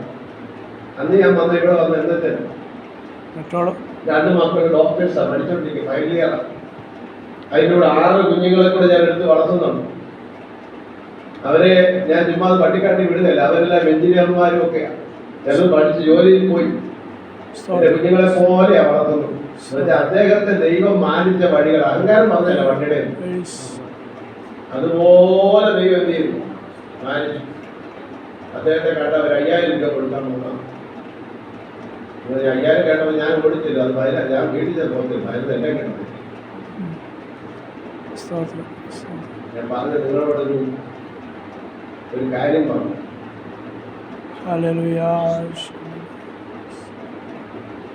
അയാൾ പറഞ്ഞു ഞാൻ ഇവിടെ നിന്നും കഴിക്കുകയോ കുടിക്കുകയോ ചെയ്യത്തില്ല. നിങ്ങൾ തൃശ്ശൂരേക്ക് വിളിച്ചാൽ കഴിക്കുകയോ വല്ലതും മേടിക്കുക, അല്ലാതൊന്നും മേടിക്കും. ഇത് പോകുന്നതിന് അദ്ദേഹം പാസ്വേർഡും 10000 രൂപ കൊടുത്തിട്ടായിരുന്നു ചെയ്യും. പോയി നല്ല ശുശ്രൂഷയുള്ളവരാണ്. ദൈവം അദ്ദേഹത്തെ നല്ല രീതിയിൽ ഉപയോഗിക്കാൻ നല്ല ശുശ്രൂഷ. ജീവിതത്തിൽ വളരെ വേദനയുള്ള അനുഭവങ്ങളുണ്ട്. അതിൽ കൂടെ അദ്ദേഹത്തെ ഞാൻ പറഞ്ഞു വരുന്നതിന്റെ അർത്ഥം കർത്താവ് വിശ്വസ്തനാണ്. ദൈവത്തിന് ഒരു മുഖപക്ഷമുള്ള ദൈവം. നമ്മളെ മാനിക്കുന്ന ദൈവം. ആ ഒരു വാക്ക് അവിടെ പറഞ്ഞപ്പോൾ കർത്താവ് കണ്ടോ നമ്മളെ മാനിക്കുന്നത്. അതിന് പൈസയല്ല, അതിന് നമുക്ക് പൈസ ഒന്നും വേണ്ട. ദൈവം വേറെ കഴിയുന്നില്ല. അതിനപ്പം ഞാൻ പറഞ്ഞതിന്റെ അർത്ഥം ദൈവമായ ഹല്ലേലൂയ. നമ്മളെ മറന്നു പോകുന്ന ദൈവം. അവരുടെ ഇടയിൽ നമ്മളെ ഒന്നുകൂടെ ദൈവം എന്ത് ചെയ്തു ഉയർത്തി. പറഞ്ഞാൽ ഞാനിപ്പോ മീറ്റിംഗ് കഴിഞ്ഞാൽ അവരെന്നെ ഇതുപോലെ പഴയ പോലെ തന്നെ വിളിക്കും. അവരെല്ലാരും എന്നെ എന്ത് ചെയ്യും വിളിക്കും. എന്നെ കാണുന്നിടത്ത് അവർക്ക് വലിയ സന്തോഷത്തോടൊന്നും കർത്താവേ, അങ്ങനെയെങ്കിൽ ഇന്ന് മുതൽ ദൈവത്തിൽ ശരണമാക്കിയിരിക്കുന്ന പ്രിയമുള്ളവരെ, സ്തോത്രം. നിനക്കെതിരെ ശത്രു പലതും ഒരുക്കിയിട്ടുണ്ട്. ഹല്ലേലൂയ. നിന്റെ വീഴ്ച കാണാൻ നോക്കുന്നുണ്ട്. എന്നാൽ ഇന്ന് മുതൽ പരിശുദ്ധാത്മാവിൽ ഞാൻ പറയാം, നിന്റെ സ്ഥിതി മാറും, പ്രൈസ് ദി ലോർഡ്. നിന്റെ സാഹചര്യം മാറും. ഹല്ലേലൂയ. ഇന്നുള്ള രീതികൾക്ക് മാറ്റം വരും. പരിശുദ്ധനേ, നിന്റെ ചിന്തകൾക്ക് മാറ്റം വരും. മറ്റുള്ളവർ നിന്നെ കാണുന്ന രീതികൾക്ക് മാറ്റം വരും. സ്തോത്രം. നീ ഹല്ലേലൂയ. പ്രതീക്ഷിക്കുന്നതിനേക്കാൾ അപ്പുറമായി ഒരു വലിയ ദൈവപ്രവൃത്തി നിങ്ങളുടെ കുടുംബങ്ങളിൽ വെളിപ്പെടും, വ്യക്തികളിൽ വെളിപ്പെടും. സ്തോത്രം. നിങ്ങളിൽ ദൈവത്തിന്റെ സമർച്ച നിങ്ങളുടെ കുടുംബങ്ങളിൽ ഉണ്ടാകും.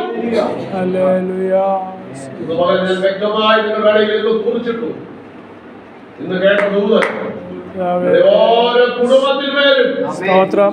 ഇവിടെ കടന്നു വന്നിരിക്കുന്ന ഓരോ പ്രിയപ്പെട്ടവരുടെ മേലും ഹല്ലേലൂയ. അതിന്റെ സ്ഥിതികൾ ദൈവം മാറ്റും. ദൈവത്തിന്റെ സ്ഥിതികൾ ഇവിടെ ഓരോരുത്തരുടെ സ്ഥിതികൾ മാറ്റും. നിങ്ങൾ പോലും അറിയാത്ത നിലയിൽ വഴികൾ തുറന്നു വരും. നിങ്ങളുടെ തലമുറകൾക്ക് പ്രതീക്ഷിക്കാത്ത നിലയിലുള്ള കുടുംബജീവിതത്തിലേക്ക് ദൈവം നടത്തും. ഹല്ലേലൂയ. മാന്യമായിരിക്കുന്ന, ഇങ്ങനെ ദൈവാത്മാവ് പറയുന്നു, വളരെ ഉന്നതമായിരിക്കുന്ന പൊസിഷനിലുള്ള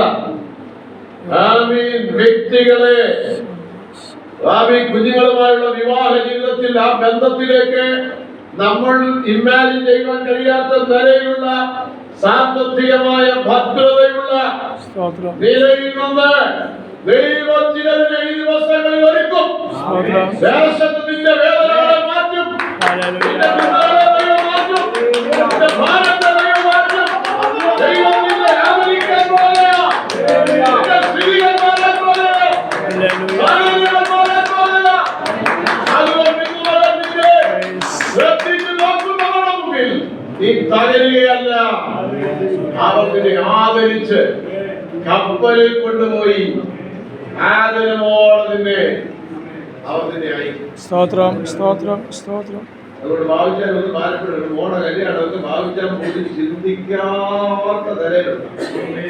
ദൈവാത്മാവോട് ആവർത്തിച്ച് പറയാൻ അടുത്ത് പറയാൻ പറഞ്ഞുകൊണ്ട് പറയുക, പ്രതീക്ഷിക്കാത്ത, ചിന്തിക്കാത്ത, നമുക്ക് ഇമാജിൻ